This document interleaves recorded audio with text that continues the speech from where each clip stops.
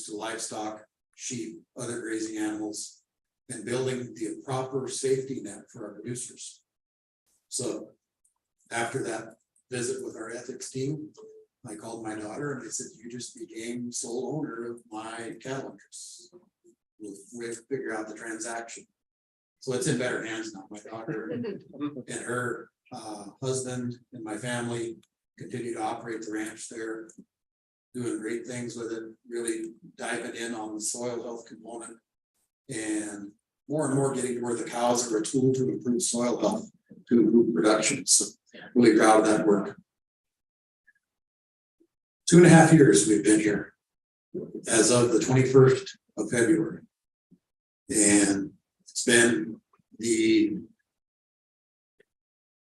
most rewarding 2.5 years of my professional life. And in one setting I had a chance to get into a conference room setting with the secretary. He said, how many of you, this is the biggest challenge you've ever got into?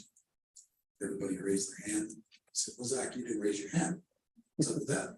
I said, Mr. Secretary, I have operated a ranch and not known where the next batch of money is coming from to get me to production. I have the tools of the department, dedicated staff to work with me here. This is easy compared to that. And our job is to make sure that all producers can have some of that stress lifted off of them. How we're doing that is by reframing the conversation around what the USDA is doing out there in the countryside. We're not spending taxpayer dollars. We're investing. I want to talk a little bit about some of the first work we got to do. When I got here, we got a call from Senator Hogan's office. He said, we are in grinding drought up here in North Dakota, and we're going to go do a drought tour, and we'd really like you to come along. So I went out there in the spring of 21, got to visit with Senator Hogan, got to hear from a lot of the producer stakeholders out there, and they were hurting, and they were in danger of losing 30, 35, 40% of their mother cow herd. So we went back to town, and I committed to Senator Hogan, we'll do everything that we can, and we'll work with you on this. Senator Hogan's team got back in touch with us, and they said, you know, you got this ELAP program, which is the Emergency Assistance for Livestock, Honeybees and Farm Raised Fish program. Don't ask me how we got ELAP out of that, but we did. And he said, we think that there's a way that you can help producers get some of this feed transported around the countryside. So we rolled up our sleeves, put our team to work, and we come up with the Freight Assistance Program under ELAP, where we can help a producer pay for above normal transportation costs to get that feed in there. And there was some pushback in the countryside about this. You're spending taxpayer money. No, we're invested. We are invested. And even some pushback from some state agency officials in other places. You're fiddling with the free market. I don't subscribe to that notion, but we went out and we rolled that program out. And as soon as it hit, we had some folks that Jess put us in touch with that had a little sharper pencils than us. And they said, you know, for some of us, it just makes better sense to take our cows to the feed. And we were busy patting ourselves on the back. And oh, man, we should have thought of that. So rather than just dig in and say, no, God dang it, that's the way we said it's going to be, our team went right back to work, and we changed that within weeks of rolling out a brand new initiative. We had enough commitment to our stakeholders and feedback to change that. And now producers can haul their livestock to the feed. It was made very clear to us shortly thereafter that, well, that's only half the battle. We got to get the cattle back. And we've made that change now. And that's the commitment that the secretary has charged us with in filling the gaps and listening to your stakeholders. I mentioned that we're framing this as an investment. This morning on the way over, I took a look at the Western Video Livestock Sale Bill. Those producers in 2021 would have been having calves in the ground. They would have been, you know, they're doing grass cattle, be ready for market right now. They sold 1,000 pound steers, $238 a hundred. And those guys were gonna have to fire sale their cattle and liquidate part of their herds. Set aside for the second that livestock is unique in that you have generations of genetic development that you have masterminded yourself.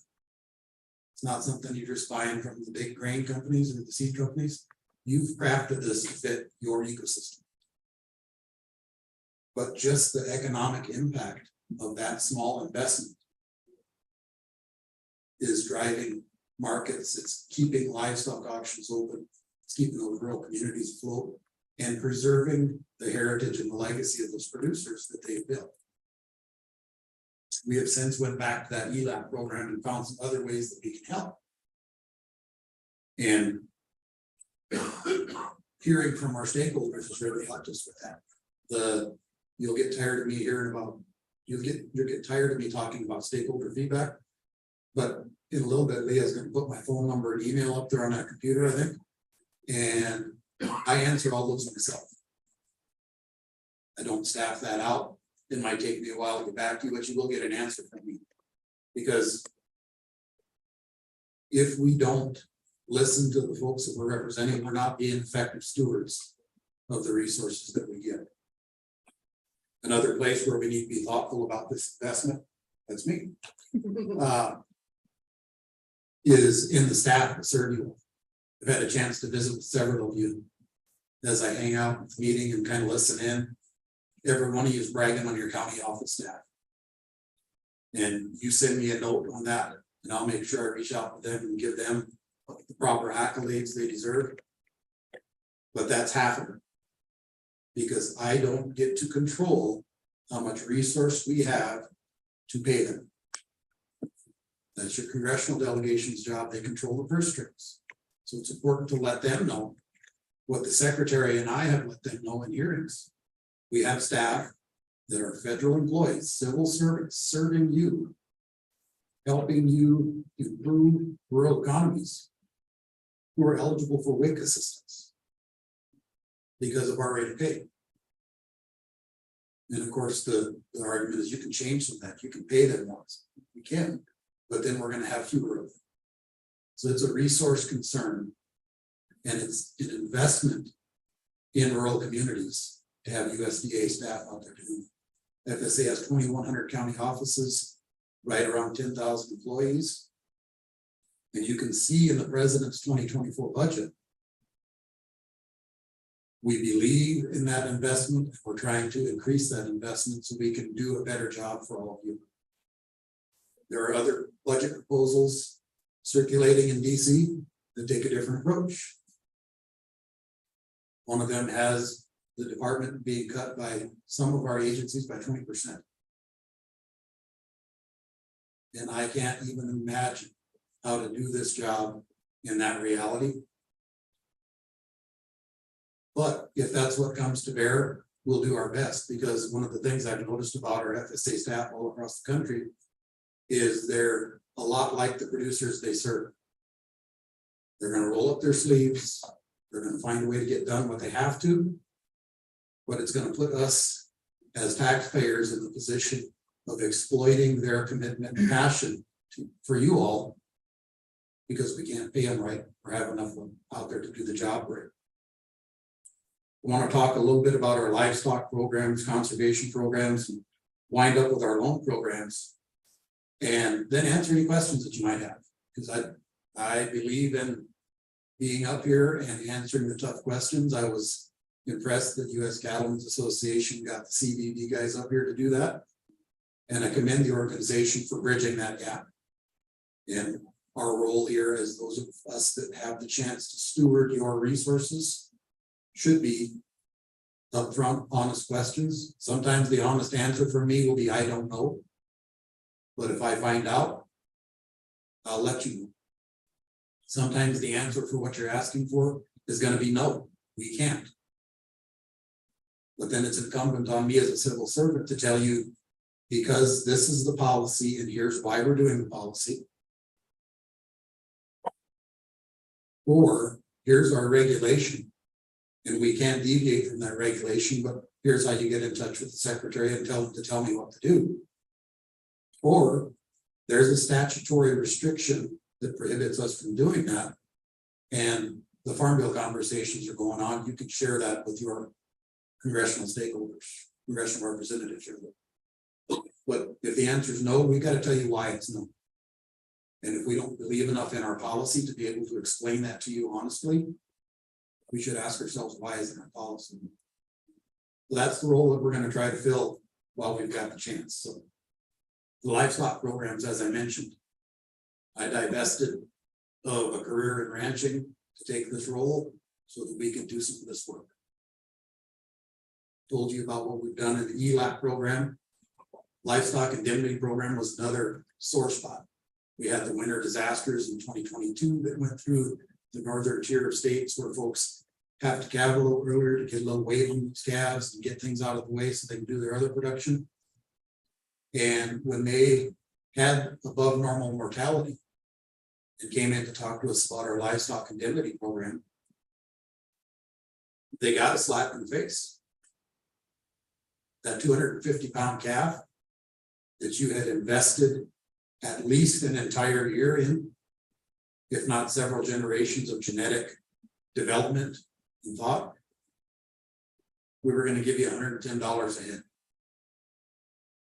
And we listened to the countryside and we found a way to fix that. So we're paying same as the next rate up, and we're promulgating a regulation that will help us permanently fix that.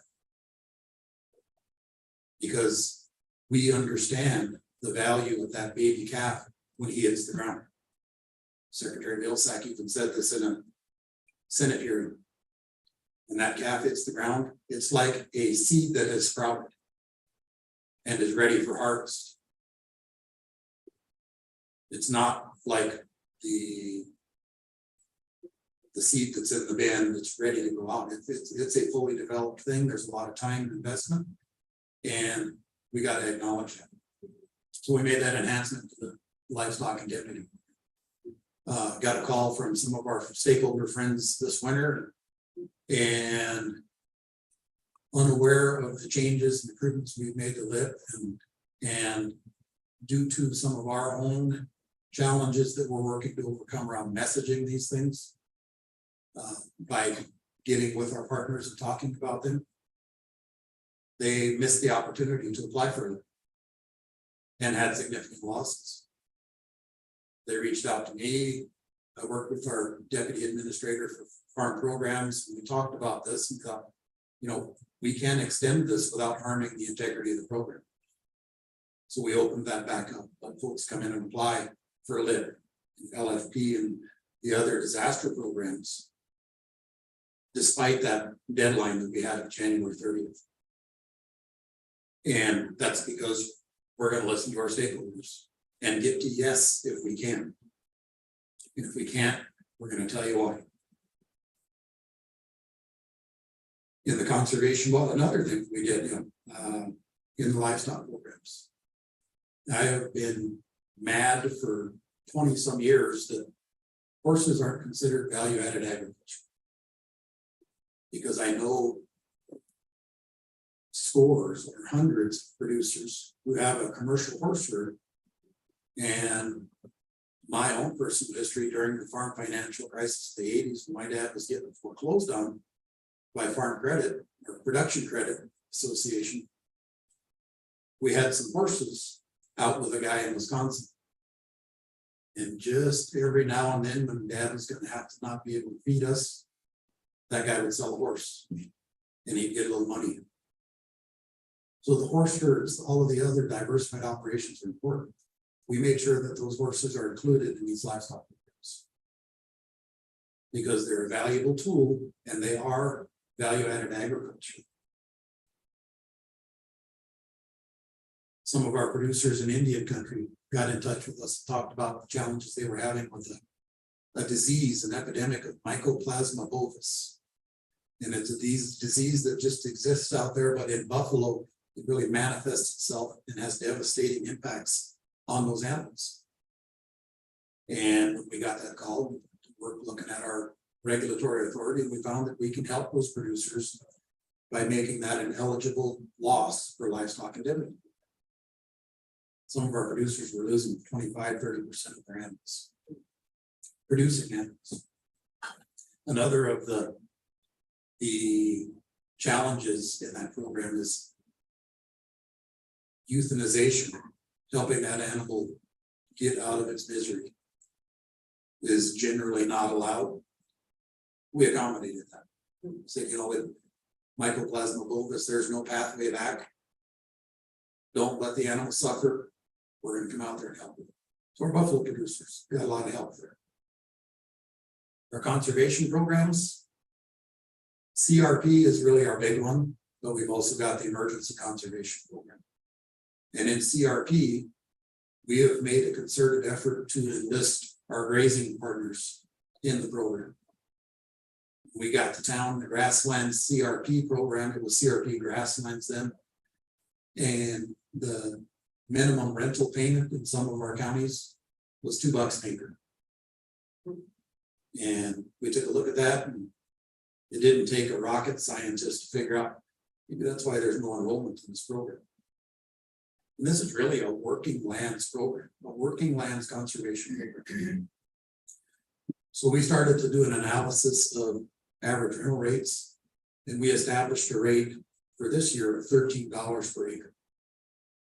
So in exchange for engaging in a grazing management plan and committing to some cost share, incentivized cost share programs, a producer can enroll in grassland CRP and get $13 an acre and keep the land in production.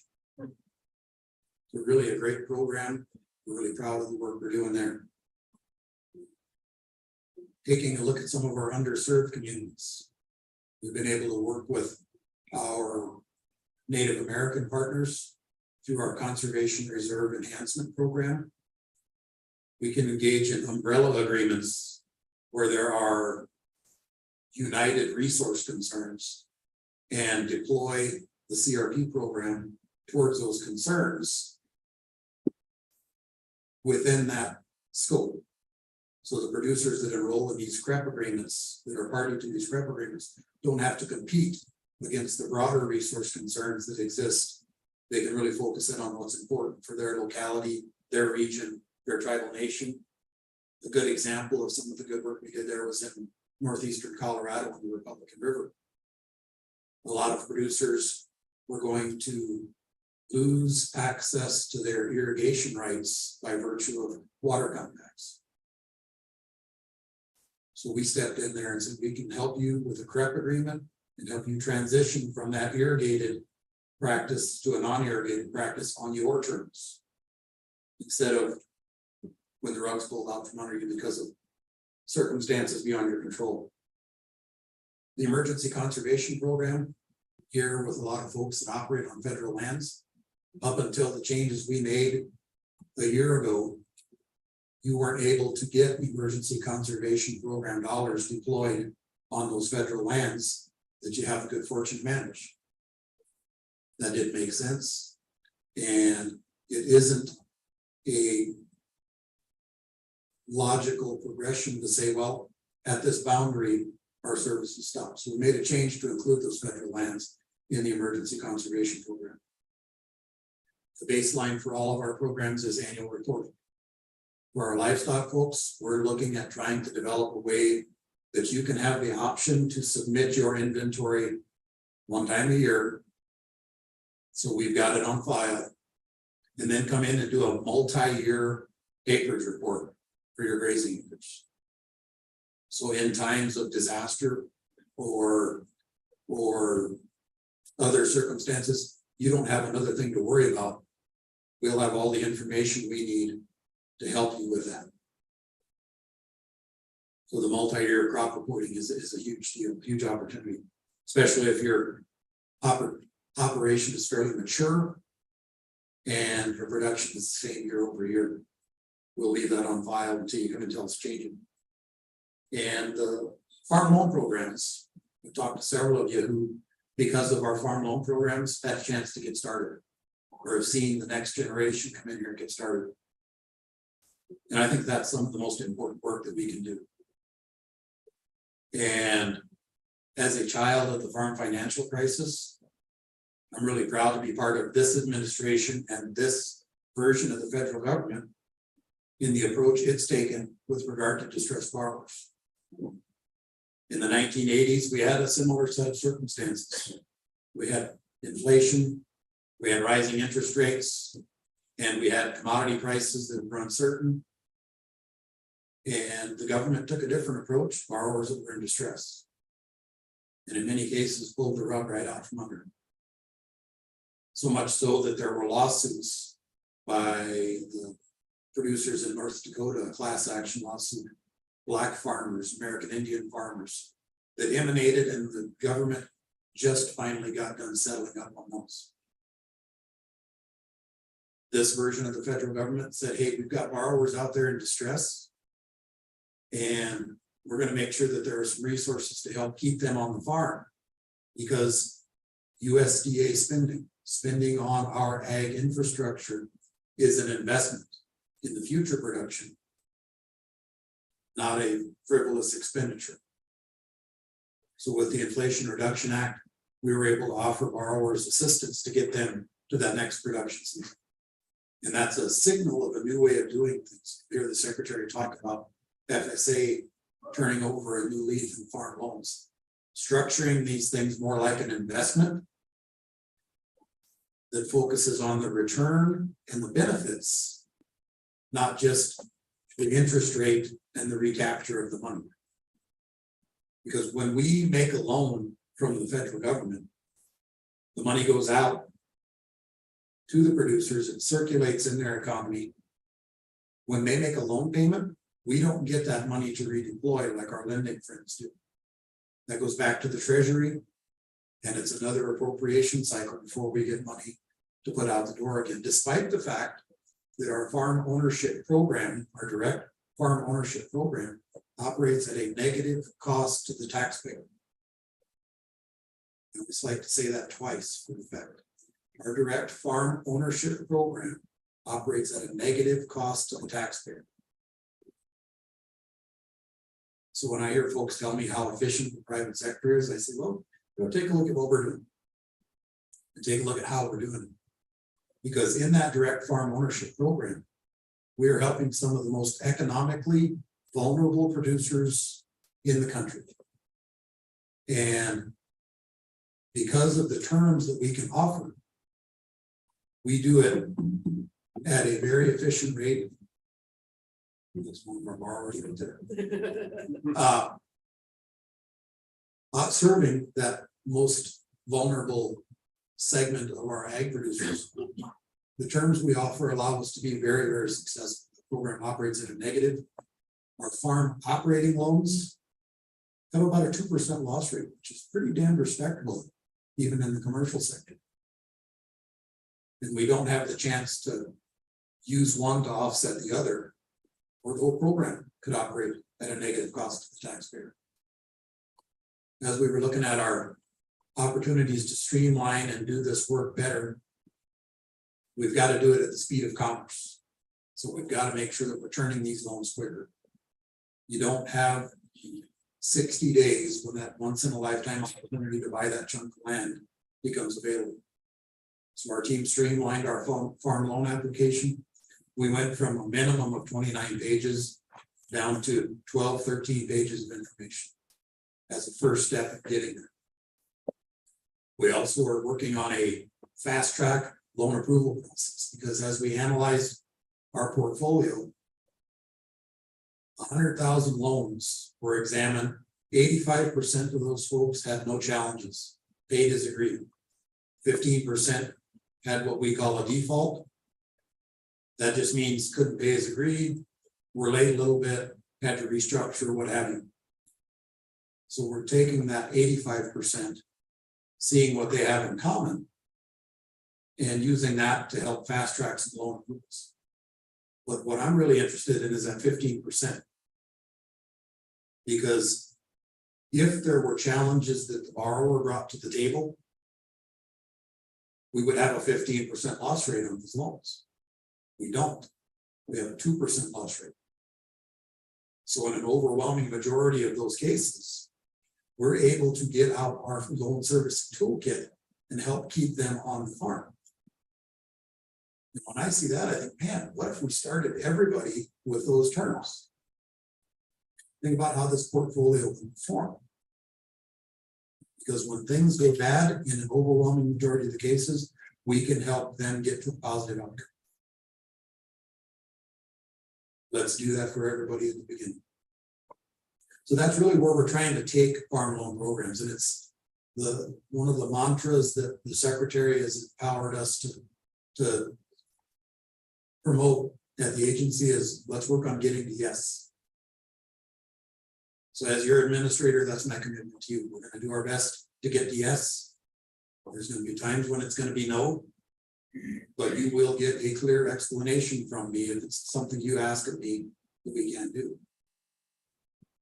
And, my team has put together a list of talking points, economic analyses, 6-8 pages long, and I can go through and check those off, but I'd much rather have a conversation with you all, try to answer any questions that you might have, or take any back that I can't answer and get you an answer. So with that, Jess, if it's all right, I'd like to answer some questions here or on the line. We got some online. Let's go to this audience first. You make me get on this talking. Yeah, right here. Yeah. Morning, Kenny. Good morning, Zach, and thank you for spending time and changing your whole way of life to support the industry. I have a quick question, and it's not changing livestock, but I was in our local FSA office here the other day. And Mary and I, we both farm and ranch both, so we have a farming side of the operation. And as I was signing up that day for the normal sign up, I noticed the commodity prices on the board are below cost of production. Is there any look at raising those numbers, and how can we achieve that? So you're talking about our reference prices? Yes. Yeah, and I believe that's a conversation that we need to have with our congressional delegations as citizen stakeholders as we go into these farm bill conversations, because we've got pretty firm guidance on where those have to be. Okay. It comes from the Hill, but it's something that we hear all across the countryside.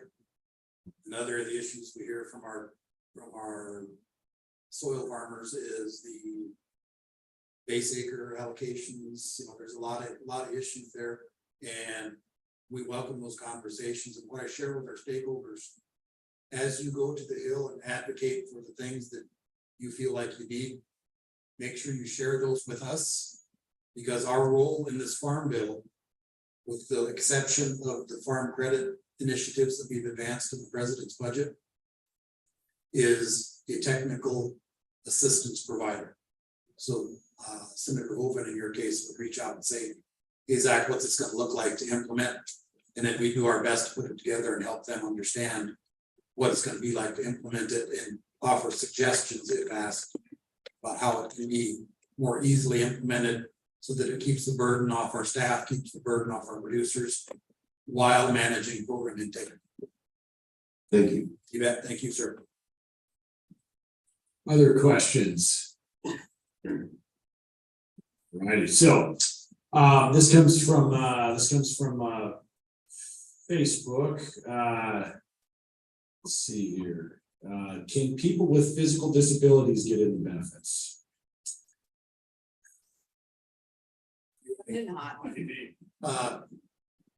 All people are entitled to and eligible to apply for Farm Service Agency programs and services. We do have some issues that we're trying to work out, because some of our forms and programs and processes predate the 508 compliance, which is the American with Disabilities Act. So we're working on trying to improve access through that. One of the things that we've really dug in on in this administration is enlisting the help of cooperator organizations out there in the countryside. We know that we can't reach all of our producers and all of their unique circumstances.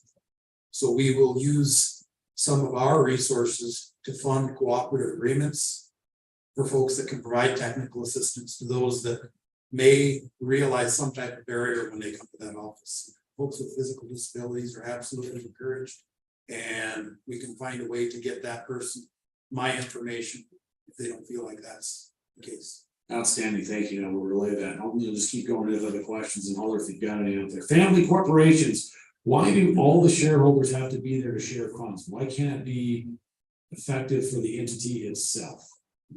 So I believe that's probably talking about farm loans. And I know one of the challenges we've heard in the countryside is that as we have more sophisticated farming and ranching entities, you may have a ownership entity, operating entity, different types of things out there.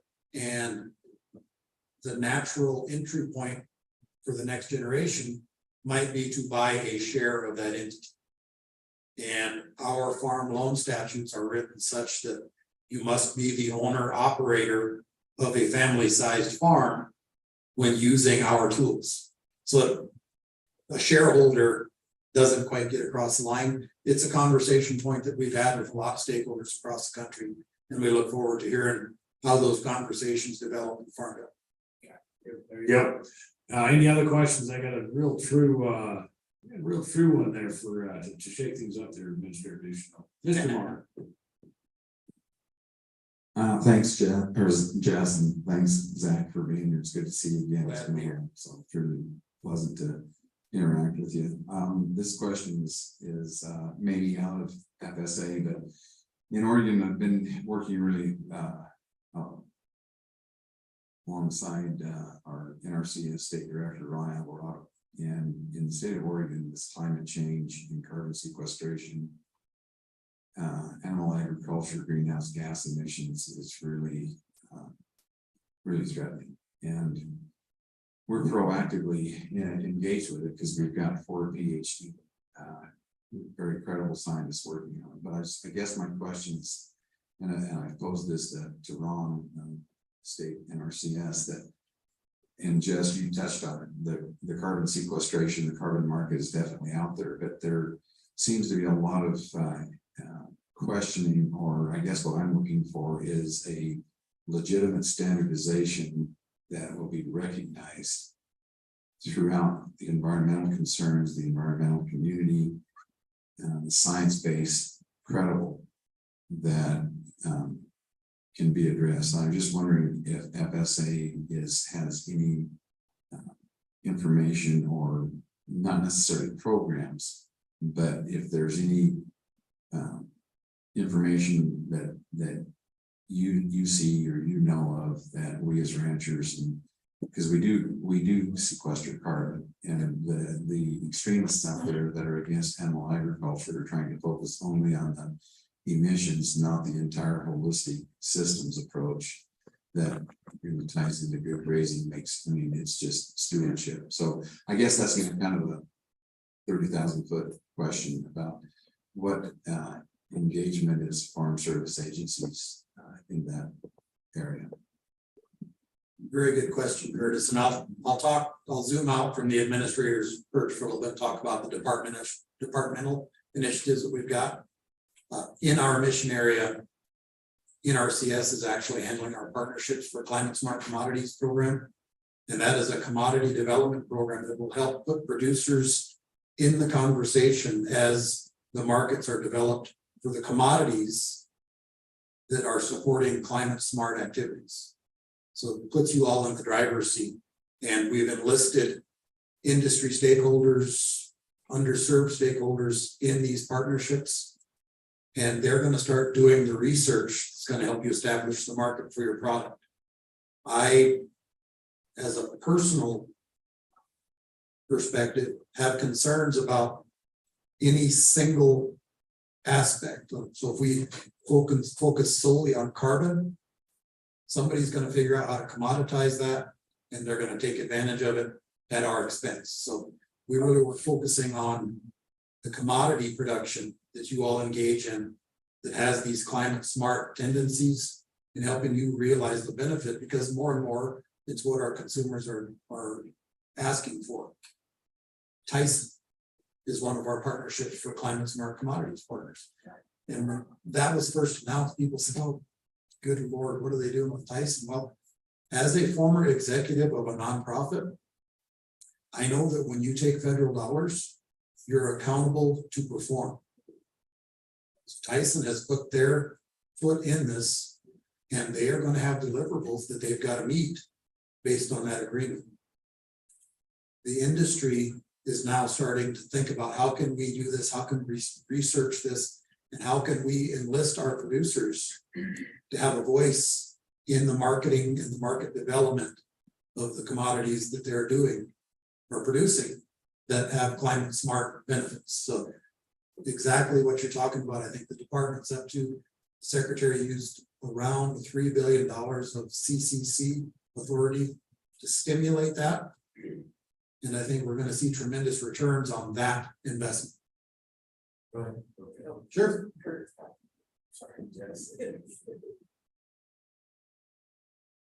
Thanks, Zach. So just a follow-up to that, I know the conversations that I've had with Ron and the climate smart initiatives that, you know, I'm kind of aware of, but it seems like maybe there's and it's kind of commodity focused, which I understand. But the rangelands of the West are huge. I mean, they're not tillable, but they're there. And I mean, I guess maybe I'm just making a statement. It seems like there's a lot of research and a lot of focus, which is natural, on the higher productive cultivated lands, you know, in the Midwest and that, which I understand that. But also there needs to be the same focus on the vastness of the bunch grass, sagebrush, steppe country that is, we're always kind of used to being neglected. Yeah. A little bit. And specific to those aspects, you know, one of the largest partnerships for climate smart commodities is with South Dakota State University to focus on grazing lands and grass as a grass-fed animals as a commodity.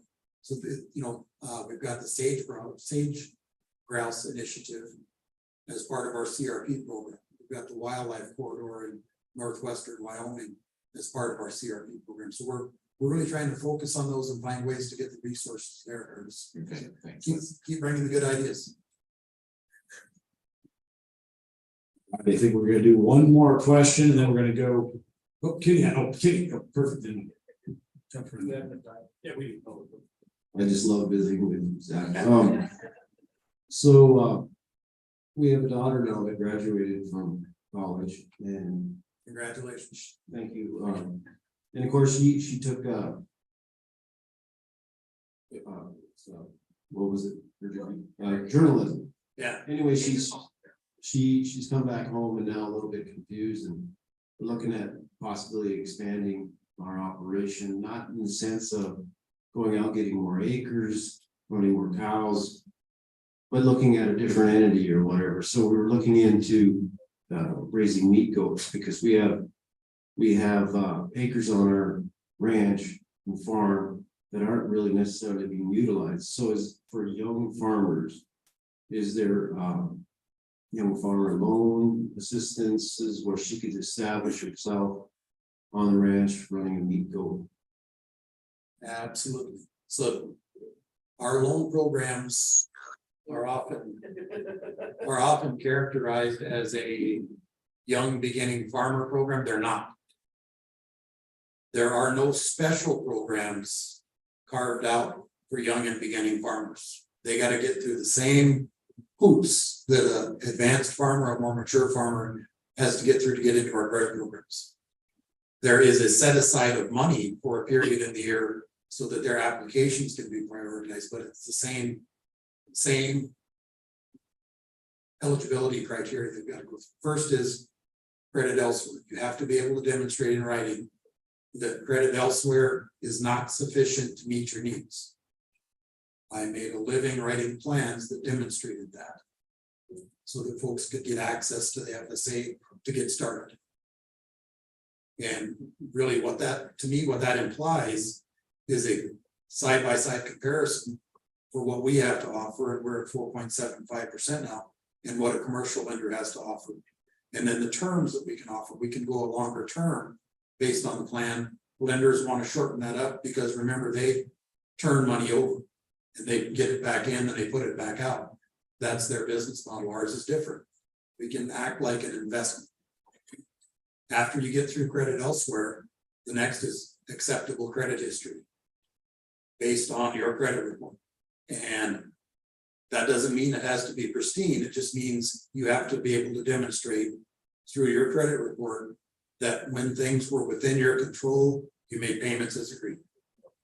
To me, that's an easy one to overcome, but I think we should take a look at that and maybe consider whether or not we should have a credit building component in there. And if you've got some things where things got out of control and you've got a production opportunity and you can get it all straightened up, let's do that.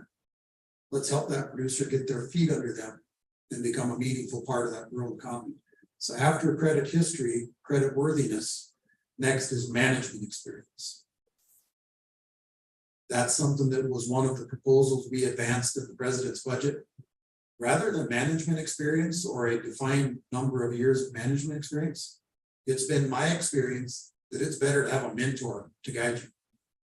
So what we want to do is say, in lieu of management experience, come in the door with a mentor who can guide you through this.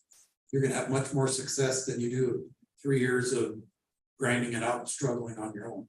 So that's one of the aspects. And then last but not least is a cash flow that demonstrates a positive margin, taking into account all of your obligations and your living expenses. And that's where we're going to these more flexible terms so that we can make sure that that's an opportunity.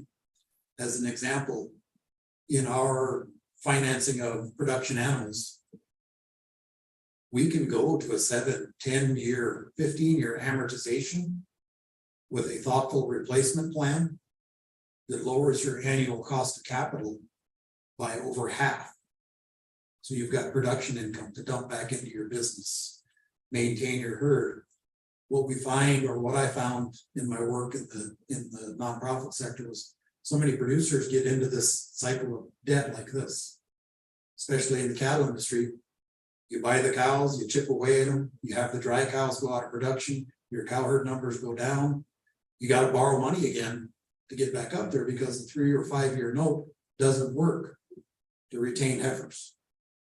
We can build that into the plan to start with. So those are the 4 things. Welcome your daughter to get in touch with us, and we'll get her with the good folks out there in your county to help her get that financed. Hey, Jack. Hey, just wanted to visit a little bit more about what we talked about last night with the fires.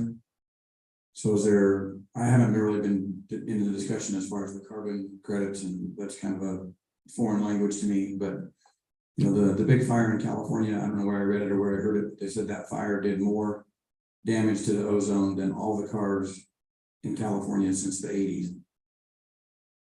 That's a lot of cow farts.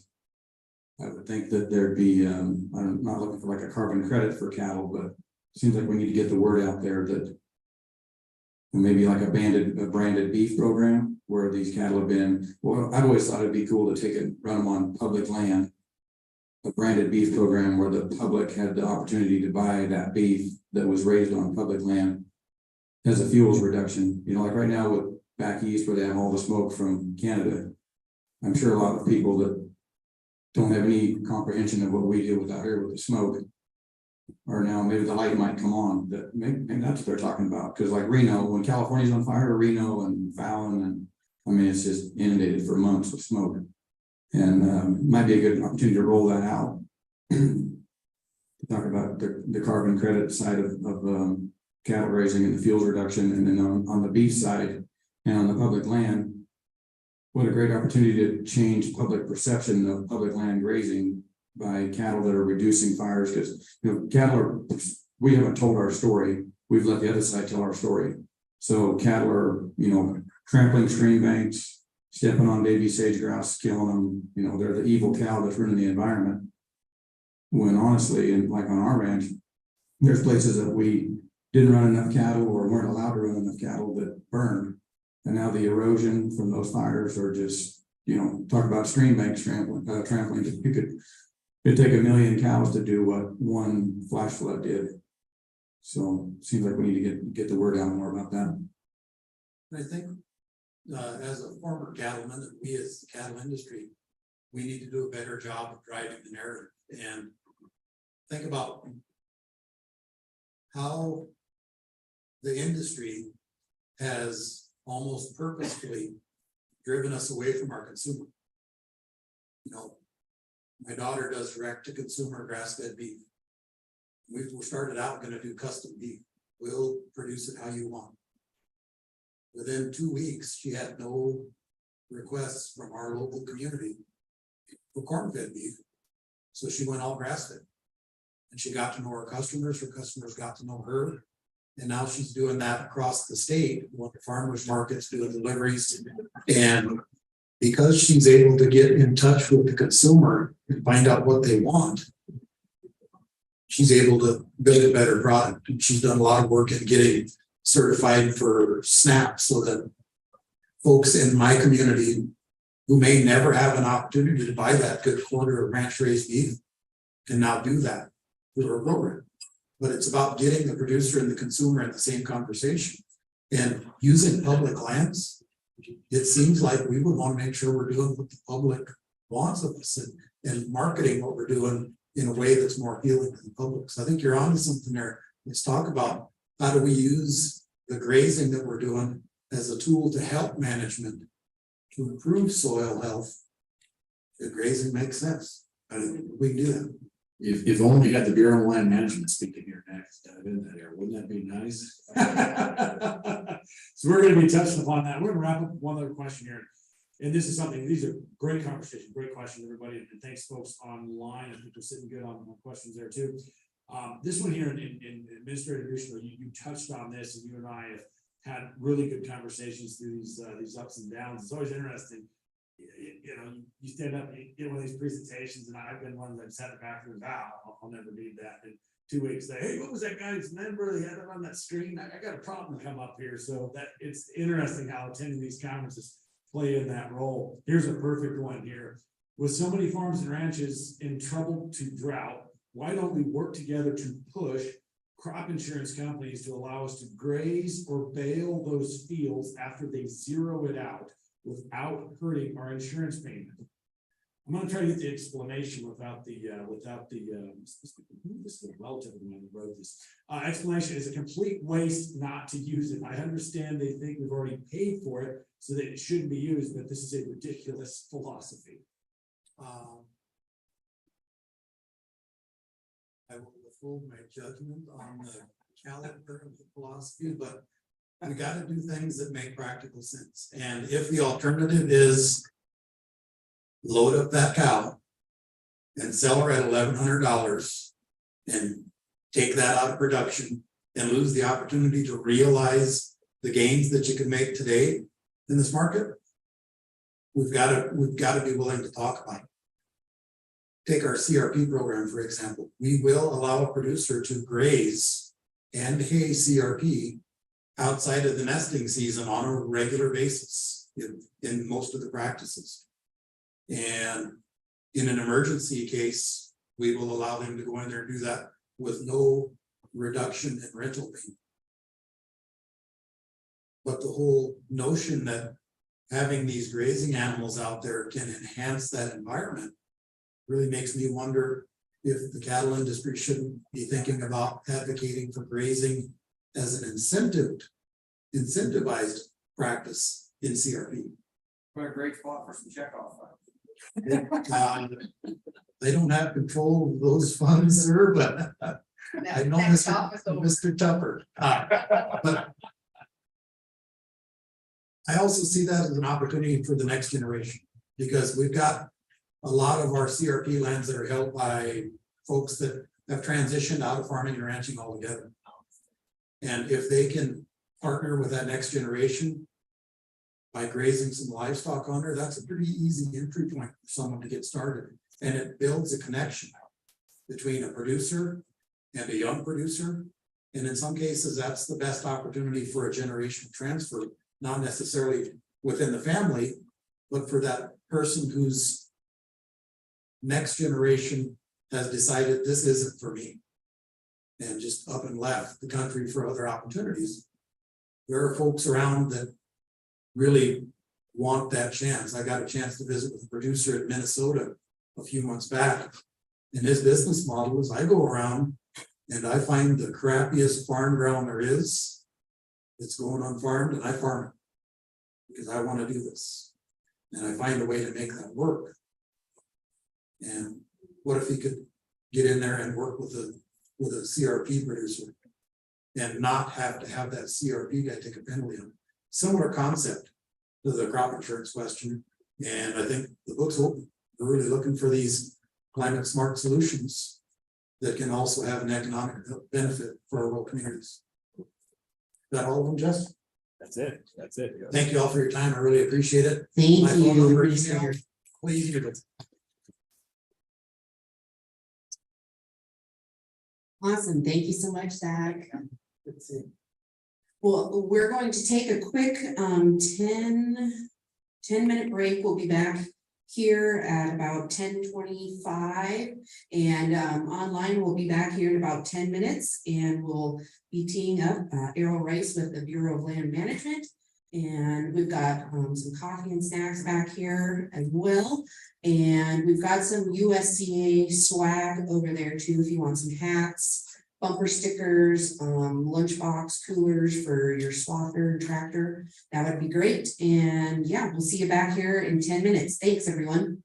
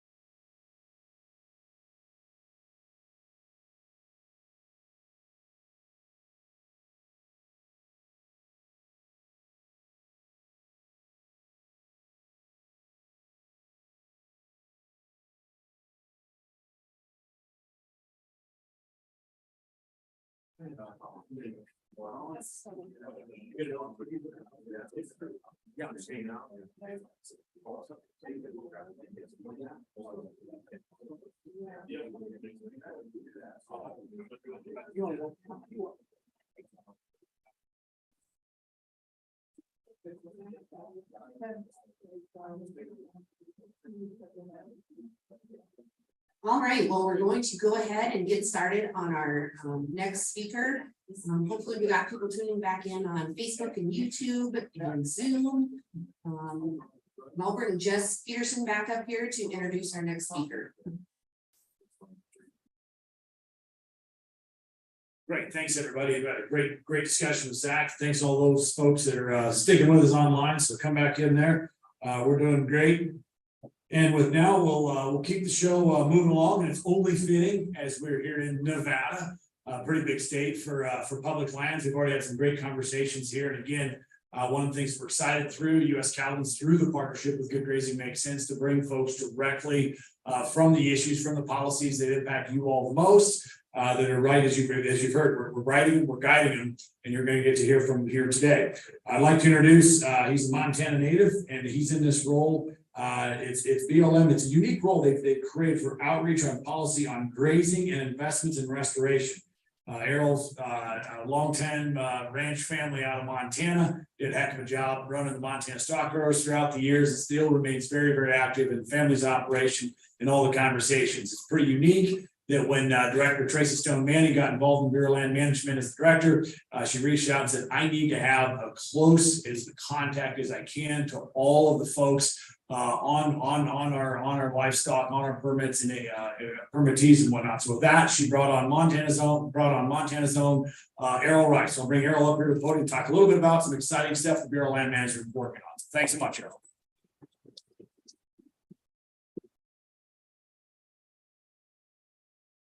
Thank you, Jess. Appreciate that introduction. Good morning, everyone. As Jess mentioned, my name is Errol Rice. I'm in town today from Bozeman, Montana, and really appreciate the opportunity to speak at this forum here this morning on behalf of the Bureau of Land Management.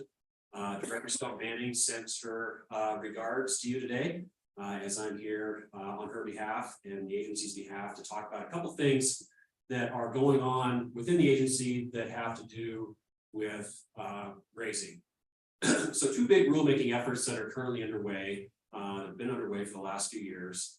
One is trying to modify the grazing rule, the Bureau of Land Management. I think there's a inherent realization within the agency that this rule is 30 years old. It's promulgated in 1895.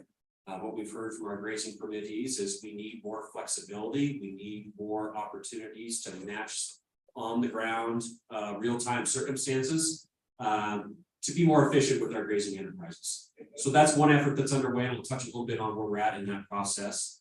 The other big effort that is underway, which I know is on a lot of people's minds lately because we've currently been undergoing a public comment period, is the Bureau of Land Management's proposed public lands rule. And I'll spend a few minutes to just maybe kick things off with that. I'm going to cover a lot of ground here, about maybe 10-15 minutes, and then I want to just get into some dialogue and take some feedback from everyone here, as well as some questions.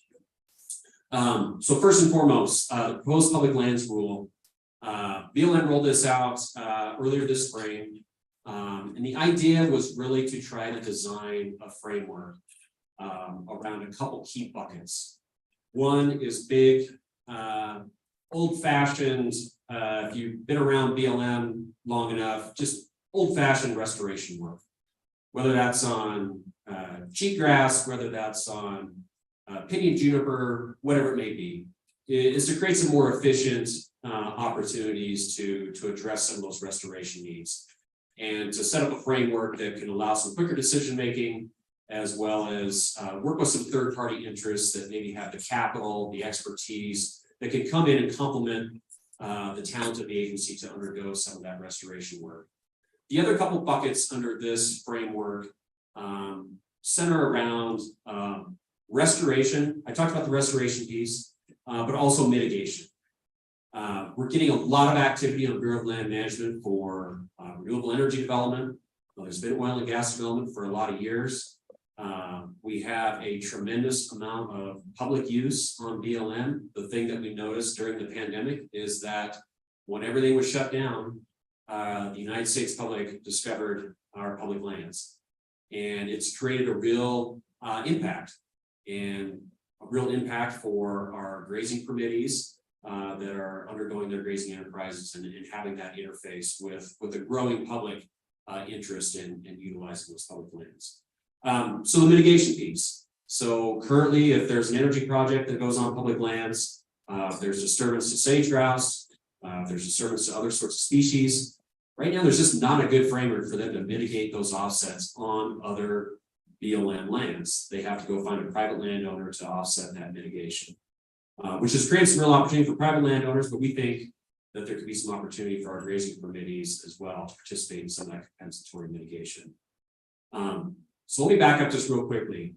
We're starting to talk about the grazing paradigm of the Bureau of Land Management. We're talking about 155 million acres across the West, 18,000 grazing committees. So it's a big organization. It's a big enterprise that contributes to the treasury for our public lands grazers.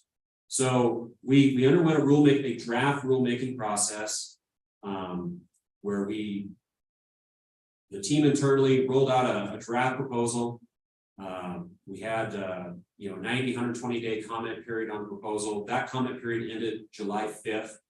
I think the latest numbers that I saw, there were a little over 150,000 public comments. So that's a lot of data points for the agency to start to churn through and to start to think about. So that's a good thing. There's a lot of interest in the rule. I know there's been a lot of active participation from the grazing community on this rule. A couple areas of the rule that I think the grazing community have expressed some significant concern over are around some of these permanent designations, like around areas of critical environmental concern. And so we've asked those questions within the context of that rule, help us better understand where the risk profile is for grazing on some of these designations. There's another framework within the rule called conservation leasing. Tremendous amount of trepidation about whether or not this is going to compete for against my grazing lease. I can unequivocally say that no, that is not the intent of the rule, is for our grazing committees to have to compete with conservation leasing. The intent is to develop a framework that cannot impede current legal multiple use rights that you already have within the context of your grazing allotment or other multiple uses. This is simply an add-on or an opportunity. You're not required to have to participate. And so at the end of the day, within that context, I think the goal of the agency is that if you don't want to play, then you wake up on Monday morning after this rule reaches final stage and your life really hasn't changed at all.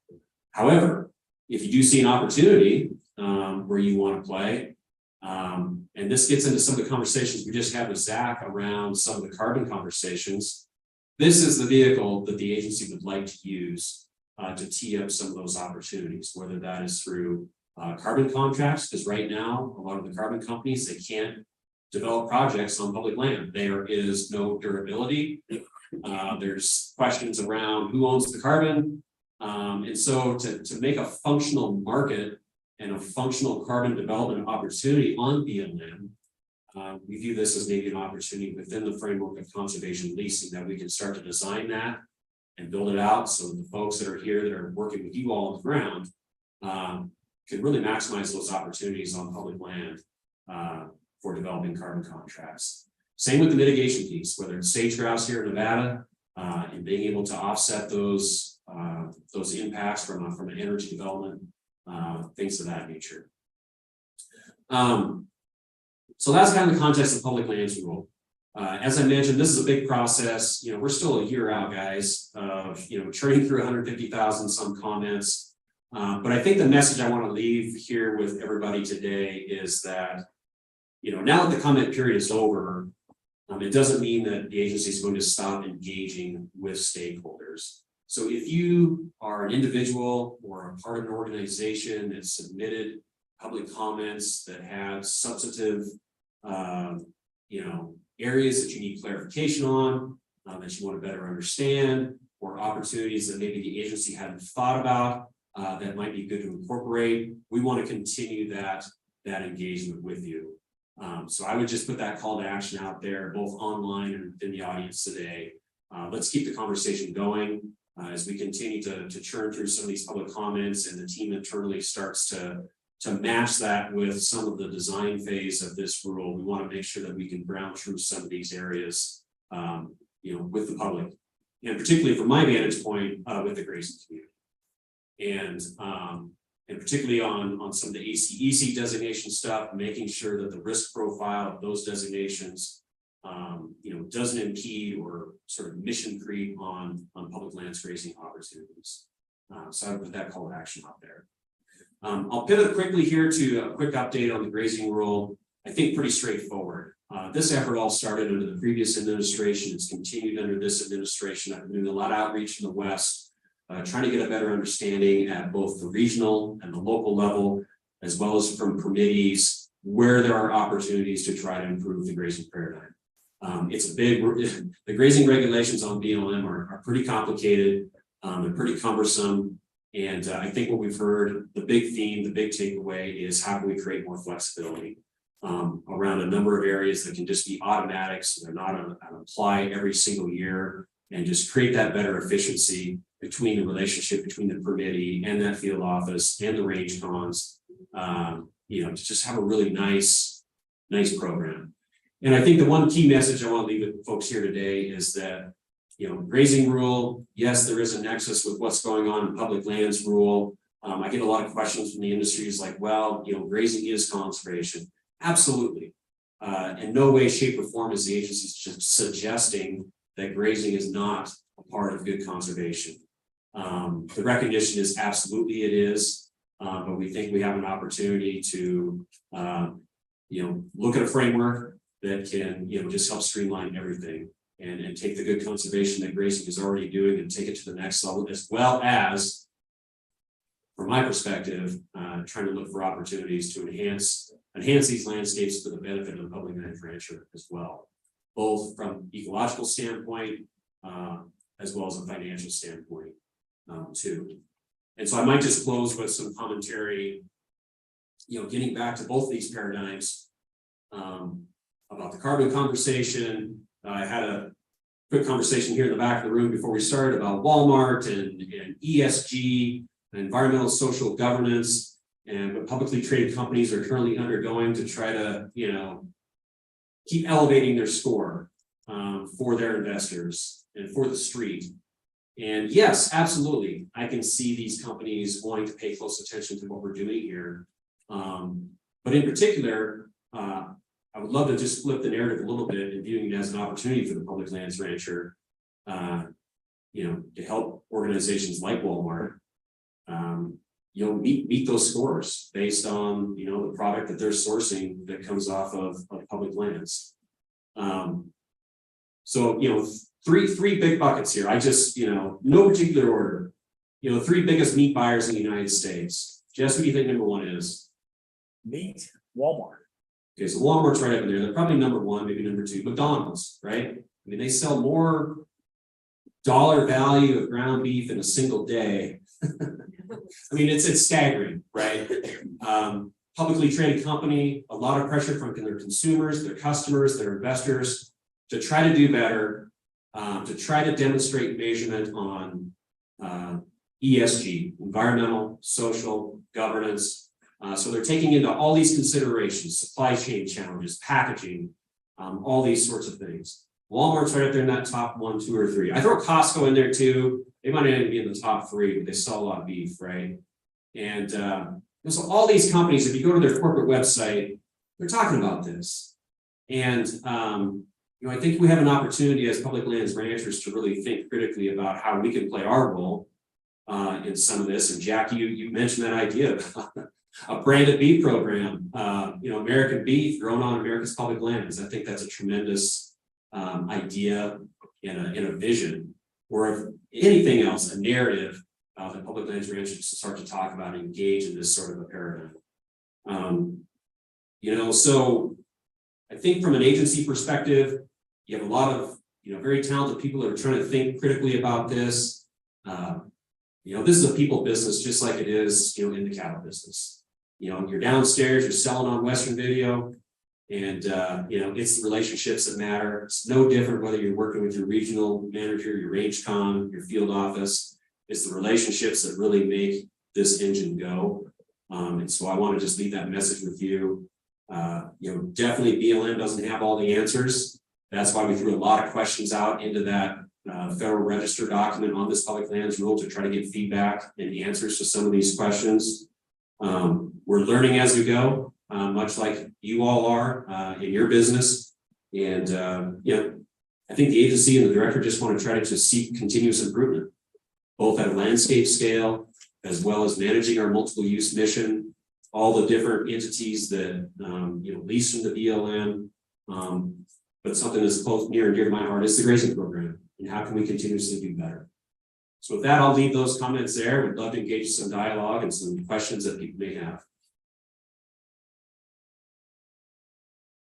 All right, we've had some questions come in, but folks from the audience, anyone, this has been something here, we'll go right over to Jeff. He's in here. Okay, perfect.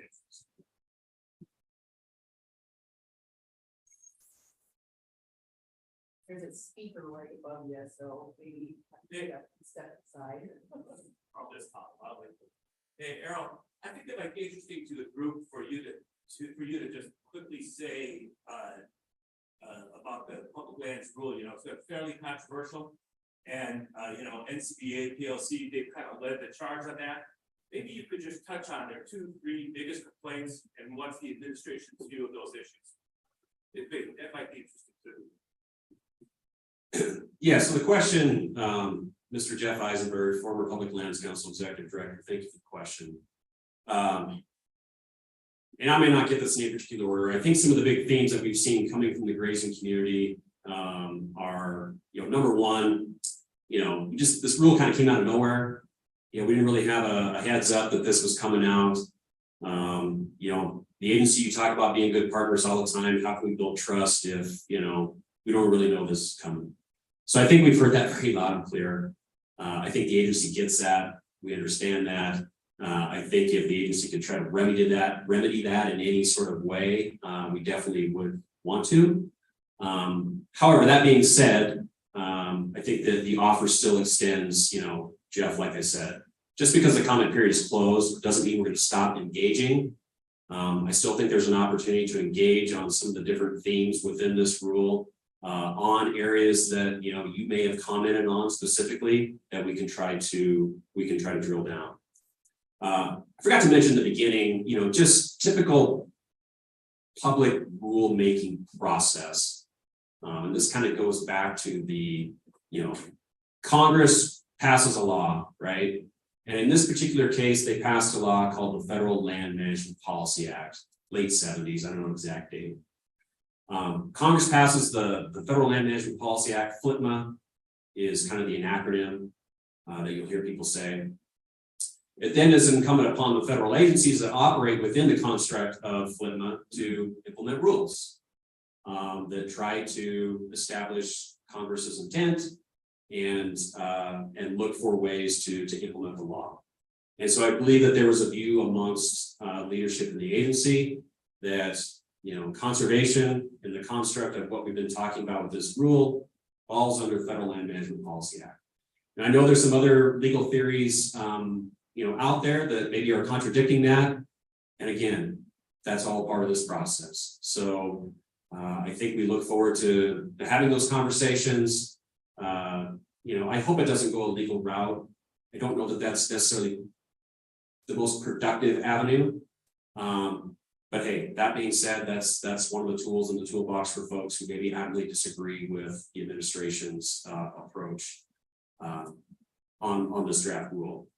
The other one I think is a big one is, you know, Congress requires federal agencies to have to comply with what's called NEPA, National Environmental Policy Act. So any of you that graze on public lands know that if you want to do a range improvement project, anything significant, you got to go through this NEPA analysis. You know, what's the implications? There's some disagreement, I think, about whether or not, you know, this was a significant enough rule to require a full NEPA analysis.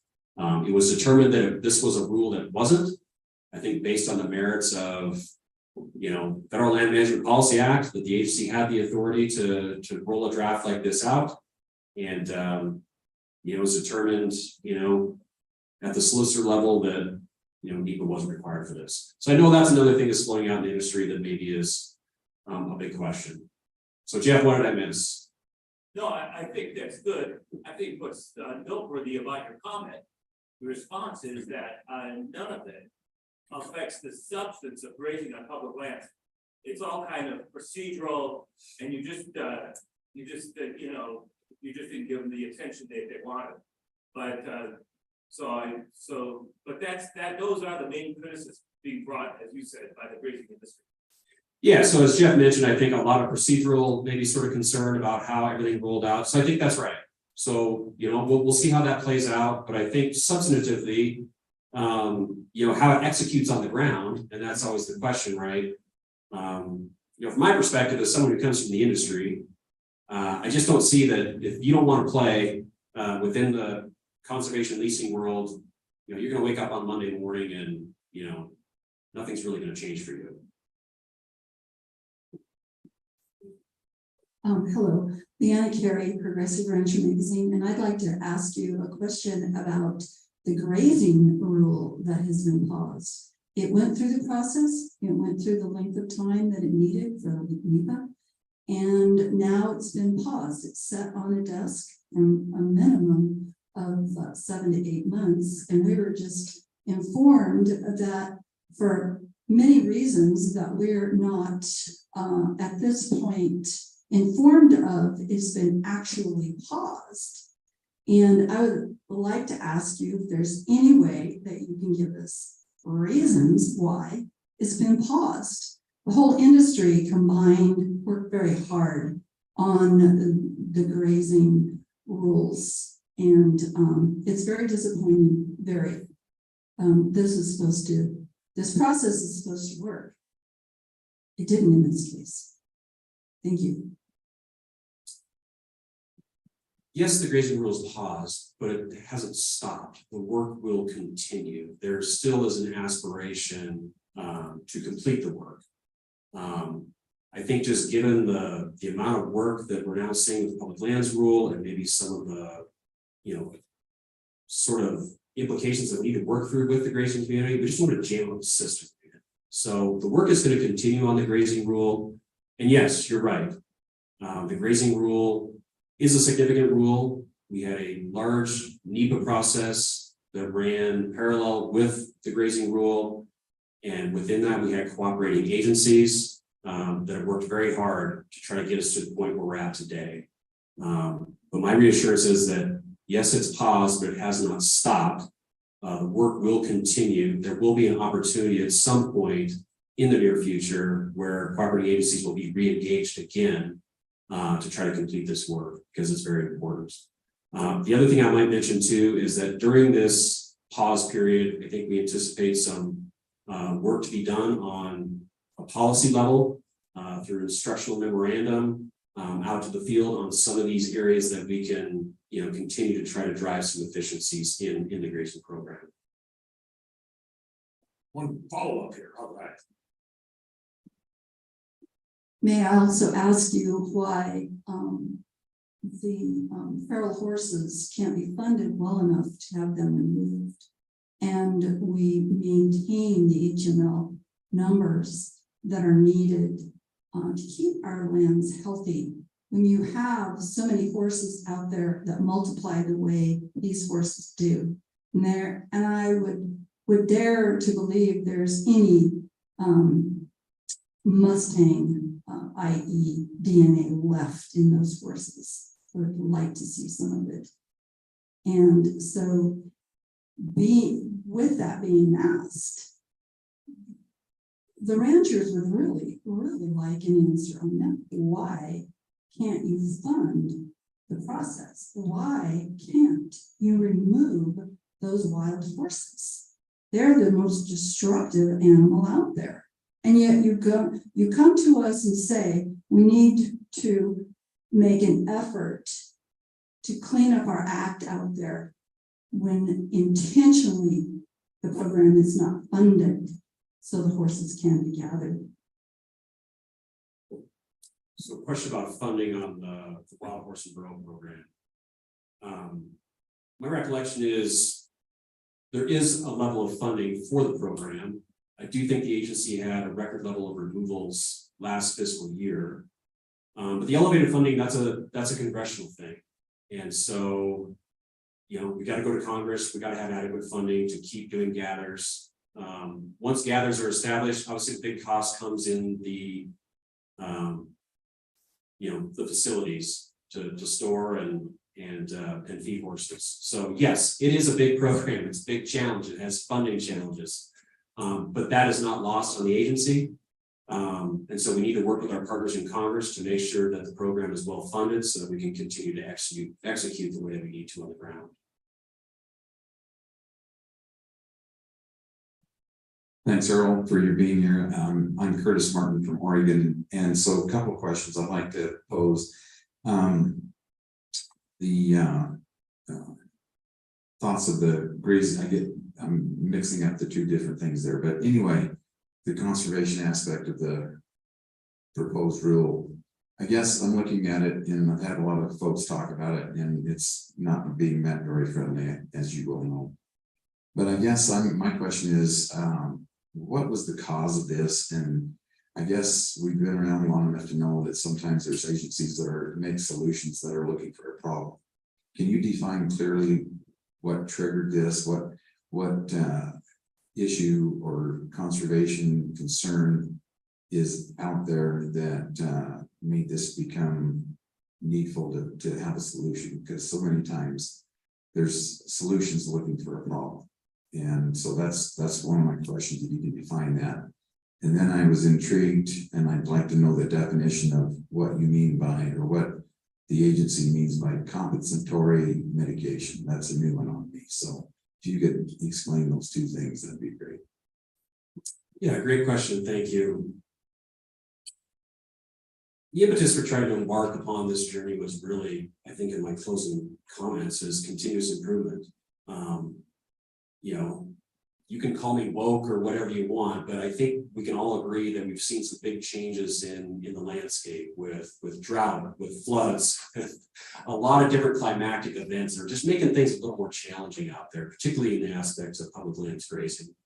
But aside from public lands grazing, there's another just huge amount of landscape out there that's not even being grazed, where we've got a lot of, you know, invasive species, you know, going on. Like I talked about, you know, just old-fashioned restoration that the agency has done for a long time. That takes time, it takes money, it takes manpower, but that rather, you know, maybe we can develop a paradigm that can help us as an agency by soliciting third parties that maybe have the capacity, that have the financial capacity and the human capital capacity to work with the agency to do some of this landscape scale restoration.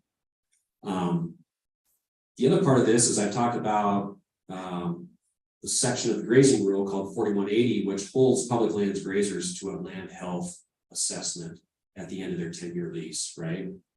And if the allotment is not meeting land health, then remedies, you know, have to be made.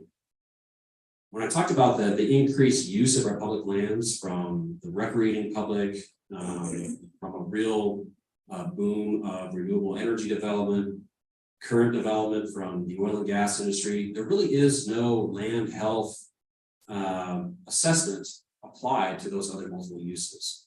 So I think the aspiration with this framework was to also think about how can we, you know, in an efficient way, start to apply some of those health assessments to these other multiple uses that currently don't have them. So if there is an impact to the health of a landscape, you know, how can we work with those other multiple uses to remedy that? Where currently grazing has taken the brunt of that for, you know, 30 years. So that's one big aspect of it. So I think just as an aspiration, that's the driver behind the draft rule is, can this framework help the agency do better at a landscape scale? I know there's a lot of devil in those details. You can only put so much in a, you know, in a draft rule. So we're getting a lot of comments on these different aspects. I think those are gonna really break down into more granular policy-made decisions on how to execute it on the ground. So I know there's a lot of questions in people's minds. Well, how does this work? How does that work? What if this? What if that? Those are the different scenarios that the agency needs to answer during this comment review period. The second part of your question on the compensatory mitigation, that's a term that I guess I've used for a while on if I'm a wind farm, if I'm a solar farm, if I'm an oil and gas well, and I'm developing a project on public land that has an impact to, let's say, for example, sage-grouse habitat. How then is that project going to offset the impact to that habitat?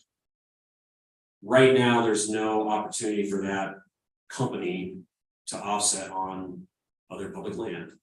Right now, they gotta go to a private landowner and engage in some sort of a financial arrangement or a protection to make sure that, you know, sage-grouse habitat on this private land is being protected to offset the impact on the public land. So that is the term that I call compensatory mitigation. Some of the people that work in the industry might disagree with me and say, "Oh, well, you're getting your terminology a little bit off," but that's the crux of what I'm talking about there. So within this, I think the public lands rule can now be a vehicle for you, if you are a public lands grazer, to maybe participate in that compensatory mitigation opportunity. Maybe just follow up with Errol after them, because I got a bunch of questions coming in here. Jack, can you jump on it? Okay. I got lots of questions, lots of comments. I don't even know where to start. One that I want to bring up is the U.S. Fish and Wildlife in Fallon, Nevada, buying up all the water rights.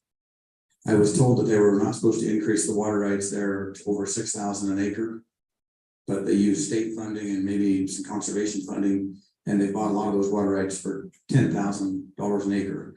So it makes it nearly impossible for a young farmer or rancher to come in there and compete with the U.S. Fish and Wildlife buying up water rights. And there's so many wrong things about that. They're number one, they're driving down production of hay.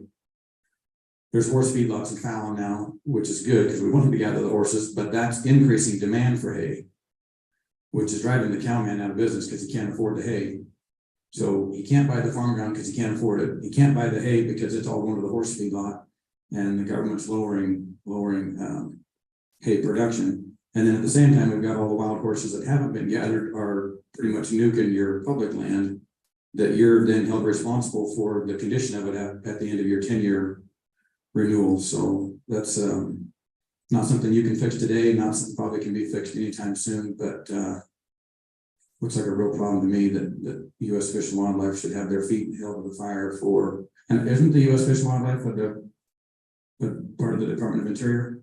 They are the Department of Interior, but they're a separate agency from the Bureau of Land Management. So I can't speak on behalf of Fish, but Jack, I can try to look into that for you. I think it would be awesome if the United States government took their water rights that they bought and put it back on their farm ground and raise hay to feed their horses and leave the rest of us to, you know, because those tax dollars, they turn over 5 to 7 times in the local communities, so that several thousand ton of hay at an average of $200 a ton has all been sucked out of the local economy. So a few people going to have to look at some ducks and fish. I don't think they're spending enough money to offset those tax dollars pulled out of for our community. So, Yeah, point taken. Thank you. yeah. Another issue I have, like on my BLM allotment, we have our winter range is for 1,500 head from November to 1st of April or 15th of April. Then the way it's set up, 1,300 of them are supposed to just disappear. They're supposed to go, you know, guys that bought ranches and sold ranches and split permits, and they made a mess of it. It wasn't the BLM's fault, but we dropped to 200 head for the summer. Those 1,300 head of cattle have to disappear. So there's a small pasture there that we always gather into because we're in a hurry to get off. You know, the BLM's coming tomorrow to make sure you're off. So everything gets dumped in that small pasture. So this year, with the record moisture we had, the Indian rice grass came back just phenomenal. Like I didn't even know there was that many plants out there. So we intentionally 100% rested that pasture. Then I went to the BLM and I said, I voluntarily rested this pasture. I would like to come in this fall in October and graze it to push those rice grass seeds into the ground so they don't just rot or blow away. So I talked to the state office and they said that like a 1/4 inch to a 1/2 inch was ideal depth for that Indian rice grass seed to get established. So I went to our field office and mentioned that to them, and they said they would like to try to help, but they didn't have any authorization or mechanisms to do that. And so I mentioned sage grouse habitat, wildlife enhancement, TNR, fuels reduction. It seems like there's got to be a tool of some kind, and they want to help. They're great to work with. They just don't want to get themselves in trouble by trying to do something that isn't right. So if you could speak maybe to streamlining, like you mentioned earlier, maybe some quicker processes, some on the ground decisions that could be made without the whole comment period and all that complicated, cumbersome red tape process. Those are the issues that we're trying to be addressed in the grazing rule rewrite. As the gentleman in the back mentioned, it is currently on pause, so those are some areas that we can try to look at, maybe through some policy implementation. Your field office, you're right, they've got the grazing manual from the late 80s, and that's what they have to go off of. Otherwise, it's probably a longer procedure to try to get to where you need to go, and you probably don't have enough time to do it, to create like an allotment management plan and things of that nature. So those are the kind of efficiencies that I think at a high level are trying to be implemented. But I appreciate that on the ground example that I can take back and try to plug it into the thought process. I did find out yesterday that because I didn't realize it was drought +1 on giving you some flexibility. I found that out yesterday. It's drought +1 year. So since we were in a drought last year, I'm going to go back to my field office and mention that to them, that maybe we can find an avenue through last year's drought to do that. Yeah, great question. Thank you. I want to compliment the Applegate field office in Surprise Valley. They've been really good so far to work with this year, and especially your comment about more flexibility. I think that is really needed. There seems to be, you get a letter, well, the last 8 years of drought, we got a letter before we ever turned out saying you may have to come in early. But we, on wet years, we never get one that says you may be able to stay out longer. But but so far they've been really good to work with this year.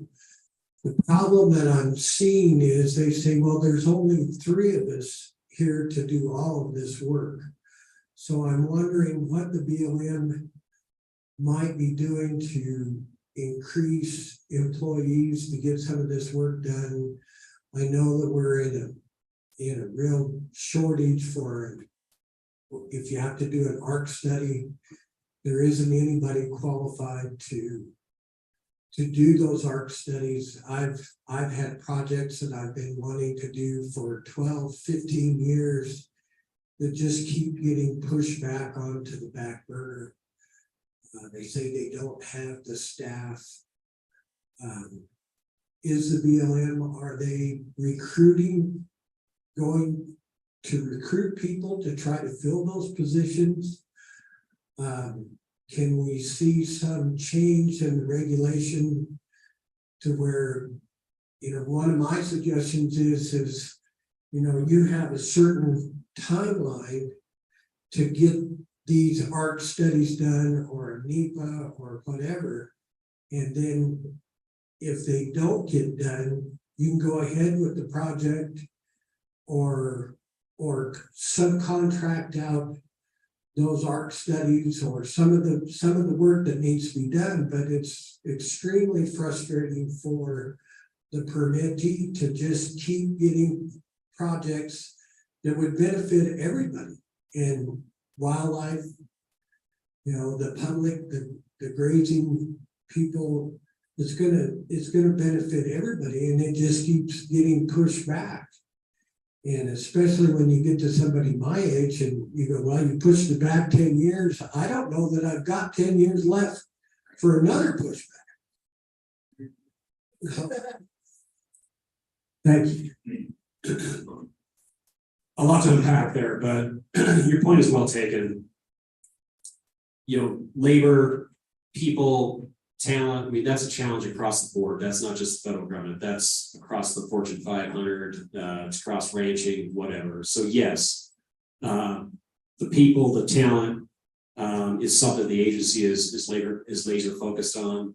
The agency is currently undergoing a workforce planning strategy. We've been working with some consultants in this field to try to figure out, you know, how that we can, you know, get the positions filled within some of these field offices that we need to get filled. There's some challenges. I talked about the pandemic. Everyone discovered public lands and everybody discovered the West. So it really drove up the cost of housing, which has made it tough for a GS BLM employee in some cases, you know, at an entry level, to come in and afford to live in some of these Western communities. So that's something that the agency is trying to figure out. The other thing that we have been working on is, you'd be surprised, BLM doesn't have the same hiring authority that the Forest Service has. The Forest Service can hire, which is called direct hiring authority, where the Society of Range Management can have their trade show and the Forest Service can be present. And if I'm a recent graduate of, you know, the University of Nevada, Reno's range program, Forest Service can hire me on the spot. BLM, we don't have that same luxury. We got to go through a whole process. We got to post it. We got to let you know where it's at. And then we got to force you to, you know, not force you, but ask you to try to apply. So it's a little bit inefficient. But we're gaining some ground to try to maybe liberalize some of that authority, like the Forest Service has been able to do, to just get good people hired and get them plugged into these field offices to try to do the work that needs to be done. I think the funding is there. It's just a matter of just trying to find the people, get them plugged into the right community. And there's a lot of cultural dynamics, right? You know, kid from Montana might move to Nevada for a while, but eventually they may want to get back home, and then you lose them once they're trained. So there's all these different cultural dynamics too, but we're trying to think through that. On the NEPA stuff, you know, I hear these examples all across the West trying to get a project done. It's taken 12 years, 15 years. That's a Congress issue, NEPA is, and the agency is just having to comply with why it takes 12 years to get an ARC study. And yes, a part of it is having the manpower to do it. Another part of it is just, you know, being required to follow the process. Now, in some cases, there's what's called a categorical exclusion. So if there's been a project, you know, that's been fairly similar to what you're trying to do across the West, we've got a good bookshelf full of these projects. The agency can streamline that a bit. But your point is well taken, and it can be frustrating when projects take that long. So definitely things that we're working on, but also try to work on your member of Congress to try to get this NEPA thing a little bit more flexible for us.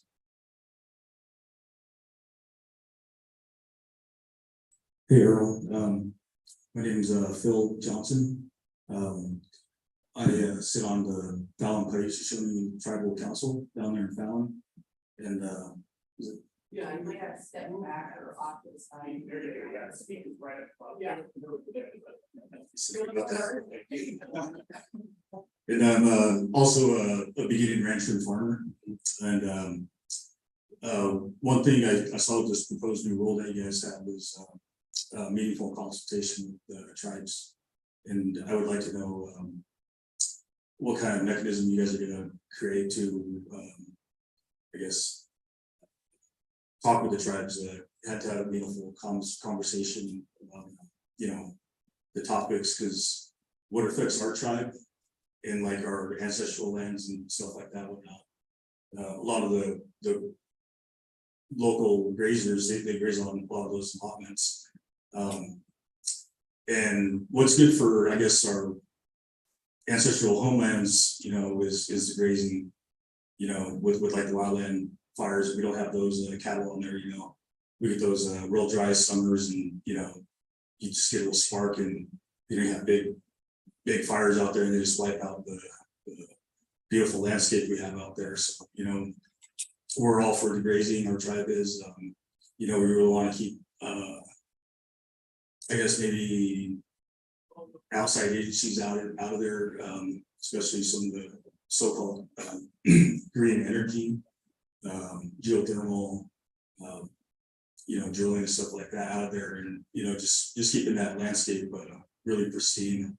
You know, cattle grazing part of that. So I just kind of wanted to hear your thoughts on how BLM is gonna, I guess, make that bridge between your guys' agency and the tribe and other stakeholders. Great question, and the agency is continuing to try to evolve this work and to do better and to figure it out and work with our tribal partners to come up with a mechanism. So I would leave you with that point, that the agency is laser focused on working with tribal partners to figure out what should that mechanism look like, how should that engagement look, and proceed. At a bigger macro level, however, I think the approach is if there's a restoration opportunity out there on the landscape, that maybe a group of partners have come forward to BLM and said, hey, we want to do work here. One of those partners should be tribal, right? And indigenous knowledge, depending on what the scope of work is for that project. And I think that the aspiration of the agency is to really lean on our tribal partners to think through some of that indigenous knowledge to help make a better project. So at a very high level. So it's work that is continuing to evolve. Would love to get your feedback on how you view that work being done and how it should work and flow. And I know the agency would be all ears. So thank you for your question. I just want to follow up this. That's great to hear. In the past, I guess, BLM, when they've kind of pushed some of these projects through, they really haven't had our consultation in the past. So I guess maybe just if we have a voice at the table for some of these projects. Yep. Absolutely. That's definitely the intent. But hold us accountable to that, please. Good morning, this is, sorry. Good morning, this is David Hillis. I am not a rancher or a farmer. I'm a water rights engineer. And I'm involved on the peripheral by assisting ranchers with their water rights. I've been across the state of Nevada, very remote places. I've probably been to 1,000 springs. And my concern is I was in Fallon at a public hearing conference. It was a board of commissioner or county commissioners. And there was a representative of the BLM talking about the wild horses, their populations, their target numbers that they're supposed to have within the allotments. And there was a staggering number, like 70–80% of the allotments where wild horses were 200% or more over appropriated on the number that should have been there. So, and I see from my travels, the destruction that occurs at these springs that need to be repaired after that. I guess the real question is, if you have a cattle rancher who's running 200% of his allotment number of cattle, you guys are going to let him know about it. But there doesn't seem to be any recourse that the BLM maintains their own standards by maintaining these numbers. That's my question. How are you going to do that in the future? Thank you. One more here, and I'll get two more. Appreciate the question. And while I'm not directly involved in the Wild Horse and Burro program, just its implications on the resource, I think my quick response to that is we don't have all the answers to figure out this wild horse and burro thing. There's a huge public interest in this issue as well. Every time you go to Congress, you think you might be able to get some more tools in the toolbox. They get inundated with letters, and it doesn't go anywhere. But that being said, it's not to say that the agency doesn't want to fix the problem of the question that you just had. I think it's just a matter of leveraging the tools that the agency has in the toolbox to do what they can do, and just try to keep up on population numbers. Yet alone, sort of the infrastructure damage that is probably done due to being over objective in some of these different management areas. So that's a good data point for me to take back to the program. I appreciate the question, and just know that we want to try to continue to work on this. Justin Snow, we have winter permit here 70 miles east of Reno. Mr. Hillis, that's my ranch to a T. We have winter ranch November 1st till April 1st. Run 235 head of cattle. Beal and Fluid last year counted 600 head of horses. So we're supposed to have 12 is our management number. I've been in contact with our state BLM, our BLM guy, and we just can't ever seem to get anything done. On a year like this, big water year like this, we expect our cattle to breed back at 92%. If those horses breed back at 80%, that's 480 more head of horses on a 5-month permit that can use my cattle. So there's 600 head year round. So last year at the end of the drought, if that was my 10 year, and when we took the tour, I would be held responsible for that damage. So I guess what my question is, what avenue do we go since we can't go through our state guy? And I know it's funded through Congress. How do we, I mean, that's almost an emergency gather to fix that problem.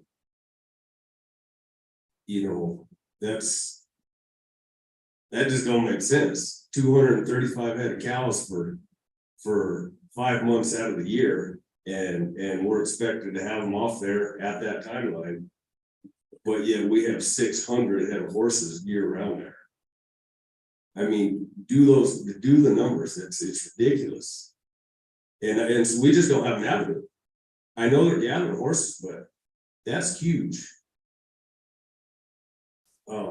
It's just, Yeah, and Nevada's been very aggressive on the gathering. right. And I just can't get anything done with our guys. Okay, well, I'm encouraged. John Raby is our state director. That's there what I at speak with, yeah. Yeah. I mean, it's not lost on John about, kind of the implications of this program and its impact to the landscape. So, I'm happy to try to talk to John and maybe try to get us on a call or something, so we can better hear from him, just maybe what his constraints are. Sure. And maybe try to identify a path forward. And and last time I spoke with him, he's like, he puts it on the agenda, but there's nothing in return. Okay. I mean, he's trying to work for us, but Right. I mean, it's like his hands are tied. Yeah. And it's just wildly out of control. Yeah. No, I hear it. I hear that. One more, let's get Jack, and I gotta go to the online. And Errol's gonna be here a little bit longer, so we can keep chatting. The funding on the wild horse and burro, I think it'd be a great idea to take all the money that's being wasted on fire and set up kind of a penalty program for these firefighters when, because they'll come in and the rancher or the rural fire department will almost have that fire out. And then they literally get threatened and nearly arrested, to get the hell out of here. And then the big fire guys come in and blow that sucker up and spend 60 days there and hundreds of millions of dollars. I mean, I've had it happen on 3 different allotments of mine. I think the money that's been spent on my ranch over the last 20 years fighting fires, like 200 million. Those are real money that could be put towards the horse program or something. It's like if they get the fire out in the first day, they should get $1 million. If it goes to 2 days, they should get 500,000. I mean, they should, instead of them milking that fire, they should go the other way. I think that's a great idea because it is out of hand. We'll do that question. I've got, sorry, folks. Errol's gonna be around a little bit longer, right? After the meeting the hallways, yeah. Yeah, no, I hear you, Jack. We've had those. I've gotten that feedback before, so it's something that all the land management agencies are trying to figure out. I think Jeff had a question in the back. Maybe a comment. Yeah. I just want to say the deal there, and I'm sure you guys know this. There's some environmental groups out there who are aggressively wanting to manage wild horses. And we could talk about it after, but I've been involved in this thing for a long time. It's a really tough thing to do. And I wonder if you could not take more hay or new hay by working with some of these aggressive environmental groups. Who have a national profile, who are aggressive in their public statements against wild horses. Just as a new avenue for you guys to make a bigger impression on the landscape. It's been pathetic so long.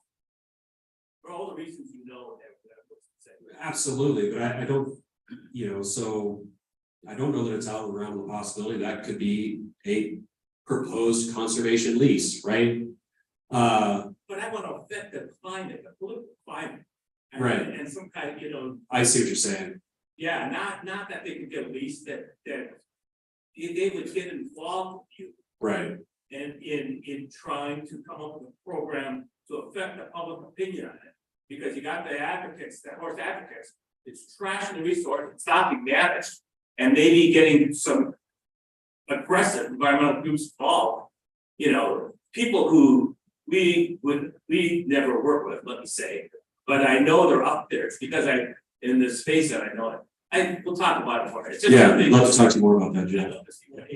Thanks for raising that. And so folks, Errol's gonna stick around during the noon hour. I just wanted, we had some great folks online. I want to give a shout out to everybody online. Our members keep popping up online. So we're gonna crank through a couple of these folks that have been with us too. And then, like I said, everyone else will let Errol, we'll grab in the hallways, keep this conversation going. Very, very important. Really appreciate BLM being here. This one comes from the good folks at the Northern Ag Network, Andy Schwab. And it says, Errol, with over 216,000 total comments on the proposed BLM rule, will that add significant amount of time to a final decision from the BLM as it links to this conservation planning? 216,000. I mean, yeah, that's just a lot of work to do, right? And so it's not going to be a quick process. But I guess my reassurance to Andy is that, yeah, we take, the agency's gonna have to take all those comments. We're legally required to take all those comments very seriously. Extract those comments. But again, my offer to, the different groups, particularly in the grazing program that had some of these concerns, we're not gonna stop engaging, now that the comment period is closed. So we want to be able to engage on some of that substantive input that the grazing community put into this rule. As we move forward and shape and mold a final product. All righty, and Chandra Cahill asked about on the line. That's great. Again, ongoing conversations and dialogue. That's again why we're putting this Good Grazing Makes Cent together, and other forums, Society for Range Management, US Cattlemen's and other. That's what we're here to do. So we're looking forward to that. Chandra asked this one too, and it kind of touches on a theme here. I just want to make sure we get out there and make sure folks who are participating get some questions in here. Can you explain why mines are able to get mitigation, are fed and conduct EIS studies, and the ranchers are at the mercy of an understaffed BLM office? What allows these mines to get anything accomplished on public lands? To be more specific, are the mines outsourcing NEPA to a third party and then the BLM automatically approves? Might be a bit of a tough question there, Errol. But a good one, yeah. Yeah, good question. And I think the short answer is yes. In most cases, they're probably outsourcing, they're writing the NEPA, privately contracting that. I don't know that it necessarily means that that's just a rubber stamp for the BLM. There's got to be some pretty close coordination with the BLM if the BLM has allowed that money to actually contract their NEPA. Jeff, am I getting that correctly based on your NEPA experience? yes. Okay, there we go. All righty. So yes, that's the answer there. Looks like I got one more. And then I just had a suggestion. I want to weigh this in because this is a former director of Society for Range Management, very influential. Susan Marshall said maybe BLM should have an quote unquote enterprise approach to have a quick response to permittee problems.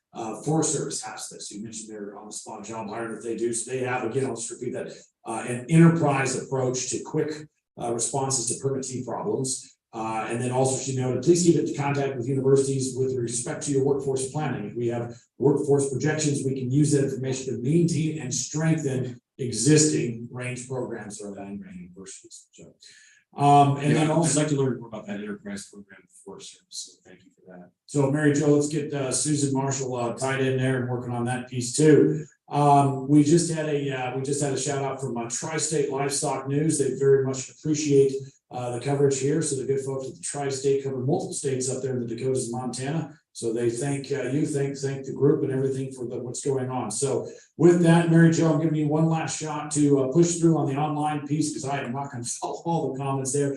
Everyone else here in this room, we're going to keep going because we have one more speaker to work through, and then Errol's going to stick around a little bit longer. I'm going to pause here for just a moment and say, all right, Errol, you get the last word, and I know you're going to spend a little bit of time in the hallways. I will just say from our point of facilitating, we knew when we brought Errol in to say conservation planning rule, grazing rule, and wild horse and burro, we should have planned a week for this. But again, the conversation has to continue. Some really, really good ideas here. Some connectivity. These are not new issues, as you well know, Errol, but there's a willingness to work within the confines of what we have and to come up with some. We've heard that a lot this morning here, folks. Innovation, new ideas, let's bring collaborations, things of that nature. So, Errol, the final word on that as you continue to roll forward. It's some very important issues here. Yeah, thank you for that comment, Jess. And I think I just might wrap up with that final point that you made. There's a lot of innovations that are already going on out on the ground. We just can't do it on BLM. And that's what we're trying to figure out within the paradigm of the public lands rule, within the paradigm of creating some of these efficiencies within the grazing rule, so that we can make our public lands grazing enterprises more efficient, more profitable, create more opportunities to stack on ecosystem services through the public lands rule. I know that's a lot. And I know some of you guys don't wake up every day thinking about, ecosystem services and carbon. But Morgan Stanley just came out with a figure in one of their economic studies. Carbon is going to be a $280 billion market by the year 2050, I think. That's a big number. And I'm not saying that that's what we should be focusing our energy on, but if there's an opportunity for good grazing makes sense, to fit within that carbon paradigm, to fit within some of these ecosystem services as we design a public lands rule that allows us to do that. I want to look at that as an opportunity. So I really appreciate the feedback, all the great questions on a lot of complicated, tough issues. Thank you for your undivided attention today. It's been great to be here. Have a great rest of your meeting, and I'll look forward to chatting with you in the hallway here in a few minutes. Thanks, Jess.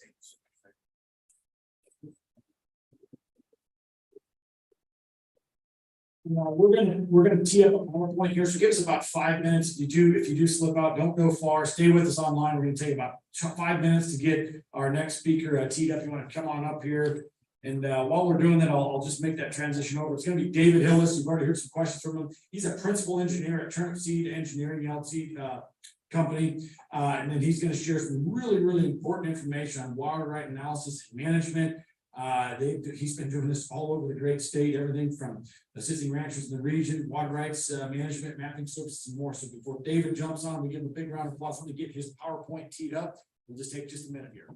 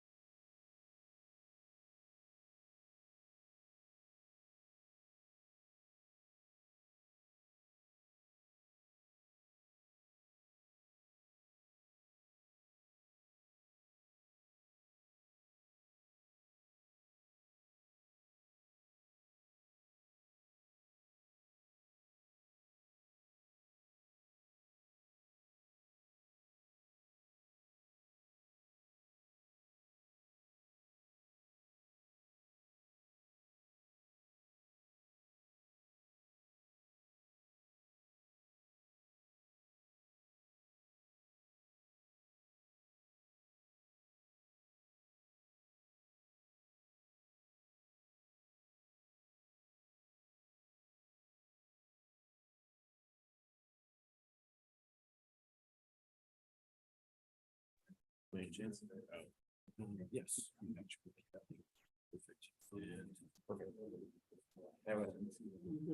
Yeah. No, it's perfect.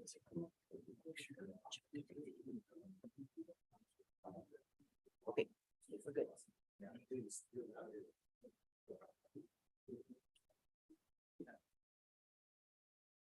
All right, good morning, everyone. My name is David Hillis, and I'm the principal engineer of Turnip Seed Engineering.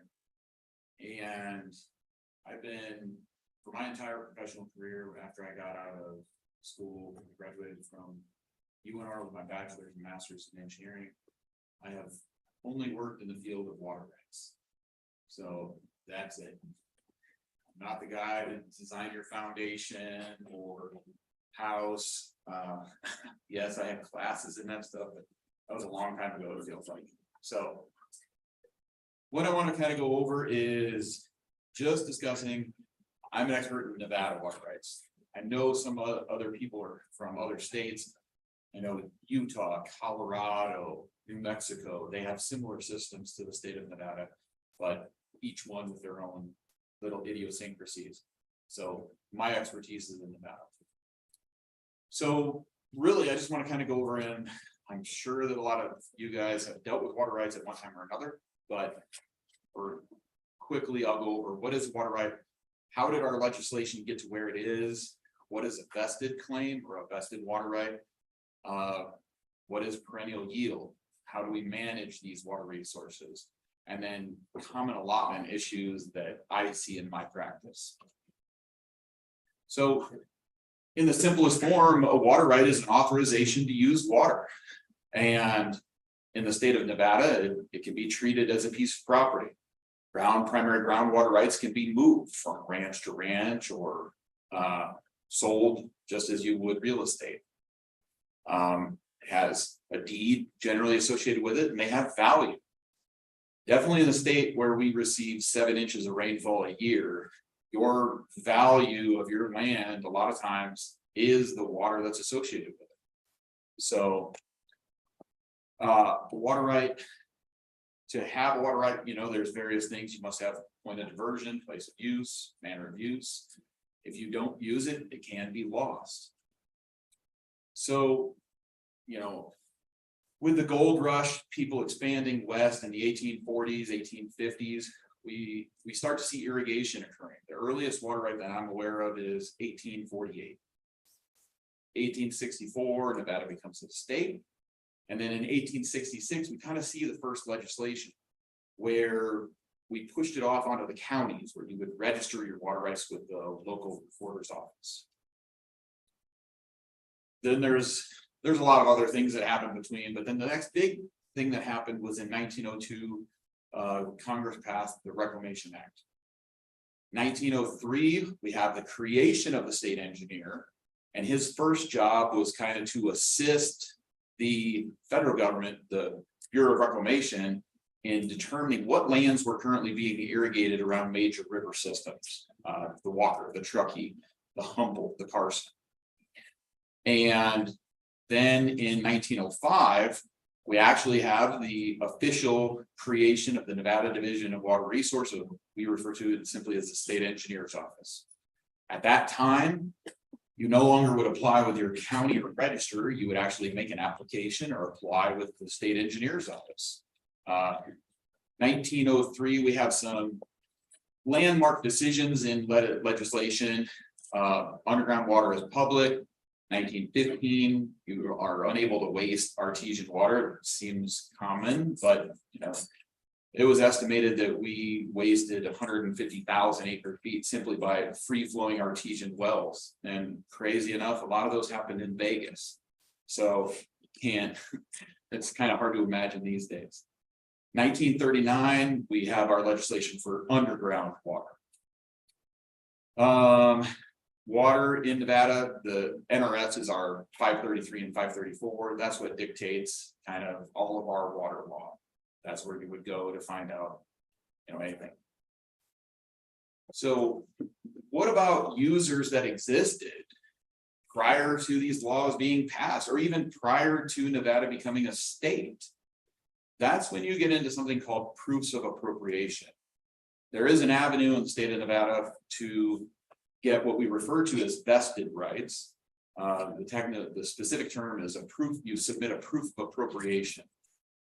And that is informing the state engineer that at this location for this use occurred, definitely before water law, or potentially before we were even a state, when we were a territory. There are dates out there.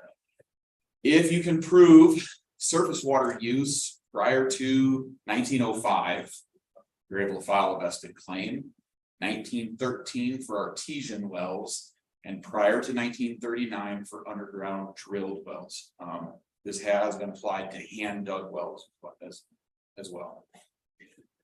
So that being said, in 2017, the legislature, they passed a law now giving a sunset clause on filing these proofs of appropriation. And that is December 31st, 2027.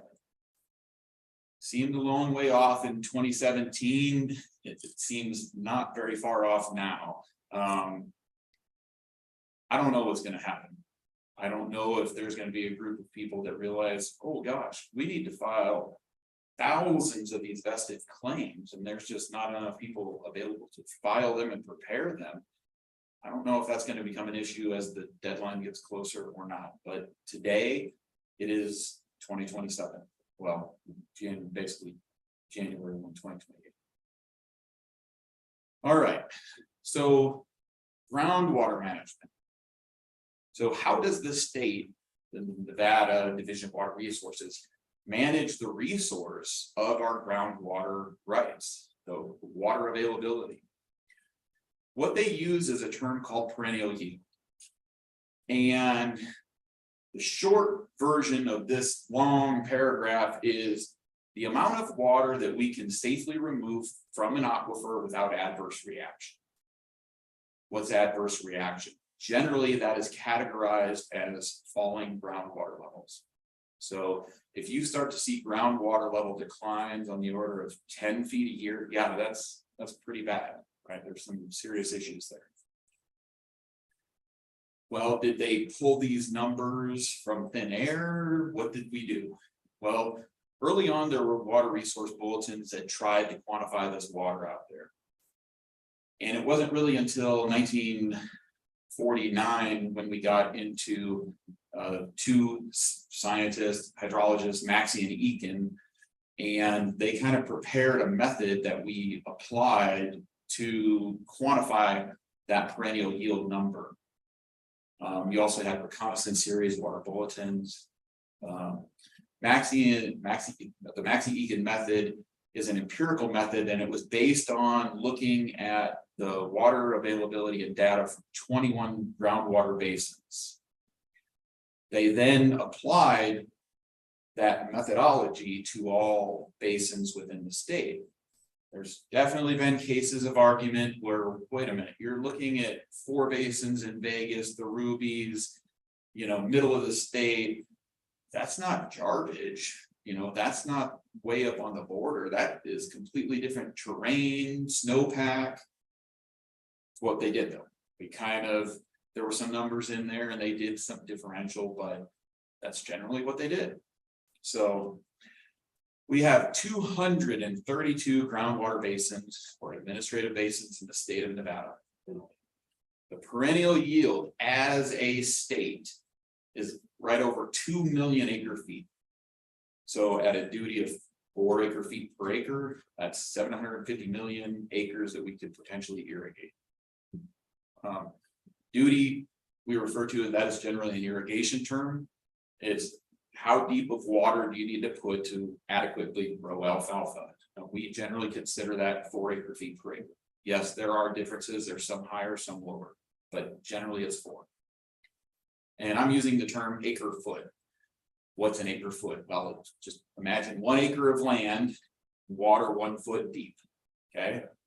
If you're looking at a 125 acre pivot, doesn't seem like a whole lot, but 1 acre foot is, about 326,000 gallons. That's a lot of water. And then on a 125 acre pivot, 4 acre feet per acre, you need 500 acre feet. So it can all add up really quick. So let's get back to our perennial yield as a state. Remember, we got 2 million acre feet that's available. Current appropriations are 3 million. Well, wait a minute. That seems much higher than what we're even able to produce. You're absolutely right. There are some things that skew this number, so I have to be fair, and I'll talk about that. But 80 basins are 0 to 50% appropriated, and then you see the numbers. What we're really looking at is what's over appropriated. 16 basins, 100 to 200, 19, 200 to 300, and 41 basins are 300% plus in our state. As a state in general, we're about 150% or so, 50% over what we can produce. So how did this happen, right? Well, let's just take an example basin. Hydrographic area 212, that's Vegas. The perennial yield was determined to be 25,000 acre feet. Current appropriations are 87,000 at the date that I prepared this anyway, which is probably a few years ago, this part of this slide. The water bulletin that quantified the water that was available was done in 1947. By 1947, there was already 41,868 acre feet already appropriated. So by the time we established what a perennial yield even was, it was too late. We had already given out more than what we should have. So that was 167% over appropriated at that date. Today, Las Vegas is 349% over appropriated. So we have serious issues in areas in the state of Nevada. So I said, you know, sometimes they're numbers, right? And there's a good book on how to lie with statistics. I could make a horrible case out of anything yet out here, but let's look at some of these other areas. They're not always this bad. Hydrographic area 105 is the Carson Valley. Perennial yield is 49,000 acre feet. Current appropriations are 90, let's round it, 96,000. How would this happen? This is right in our own backyard of the state engineer's office. And a lot of it is supplemental rights. Those add into the allocations that are given. So in a 0 water year on the Carson River, which I don't ever happening in history, but let's say it did, that means that yes, they would have to pump all 96,000 acre feet. But the Carson River is pretty reliable. Even in low water years, there are allocations that still get fulfilled, certain priority dates. Those supplemental rights are not always adjusted in those total numbers. So those would have to be subtracted off and calibrated on how frequent you actually would receive the water, surface water deliveries. It's very complex, but this was just a quick number. So supplemental water sources, for those of you who may not understand what that is, it's simply if we had a ranch and this ranch historically was fed by a stream. And then you get into well drilling technologies. Definitely in the 50s, 60s, there's huge booms in well drilling technologies. And he says, you know what? I only get on average half of my water a year out of Bob's Creek, whatever it is. So I'm going to drill a well, but the same place of use, I'm not going to change where I irrigate. I'm going to water the same area. That way, when the surface water does run out, I can switch over to the hot water. That is a supplemental right. In this case, this is groundwater supplemental to surface water. It can be surface to surface, ground to ground, ground to surface, surface to surface. I mean, there's all kinds of categories of how these rights would work and interchange. And it would greatly depend on what right came first, what has the oldest priority date. So now we're moving on. That was kind of the background of a little bit on Nevada water law, how we got to where we are, but this is a grazing organization, right? Cattle organization. So let's talk about Nevada cattle grazing. As the gold rush occurred in the late 1840s, definitely through the 1850s, people brought with them their cattle. And they realized that, hey, this is not a bad place to run herds of cattle, and herds grew and flourished all through the 1870s and continued to expand. After the mining busts occurred, cattle remained, and they're still on lands that were grazed all in the 1800s. So in Nevada, we've got different areas where grazing occurs. We've got private land, it can be owned or leased. You've got BLM, and that includes Nevada and California allotments over on the western side of the state. Those are managed out of California, up in the northwest in Washoe County. But and then you have Nevada BLM. And there are, I looked it up, there's 797 individual allotments. And I thought there was like 680-ish permittees. And then there's also Forest Service allotments. If there's other allotments out there, I don't know what they are. I'd be interested to find out. So the sources of water for stock are generally surface water, cattle drinking right out of the source itself, springs, we have groundwater, and then we've got the worst option is hauling water, right? That's the least economical, most time consuming. So if we can get away from that by other avenues, that would be advantageous. When I'm working with new clients and looking at their grazing allotments generally, I have kind of a short list of issues that we come across. Out of date ownership records, I'll touch on that. No rights, that occurs. Incorrect mailing addresses, sometimes people move their headquarters, their operations, and if correspondence is going to be sent from the Nevada Division of Water Resources, they do not go out and try to find you. They're going to send it to the last known address that they have on record. If that's changed, we need to make sure that that information is updated. The other one is incorrect filings. I've been involved in, looking at a spring source. I can find the spring, I find the head box, looking at the stock troughs, but yet the original person who prepared the documentation and the maps is 6 miles off because they put it in the wrong township range. That absolutely still happens. So mailing address, incorrect filings to a lesser degree, but it does still happen. Ownership with grazing allotments and water rights, sometimes I've pulled my hair out, as you can see. So the way that the Nevada Division of Water Resources updates ownership of water rights is through a direct chain of title.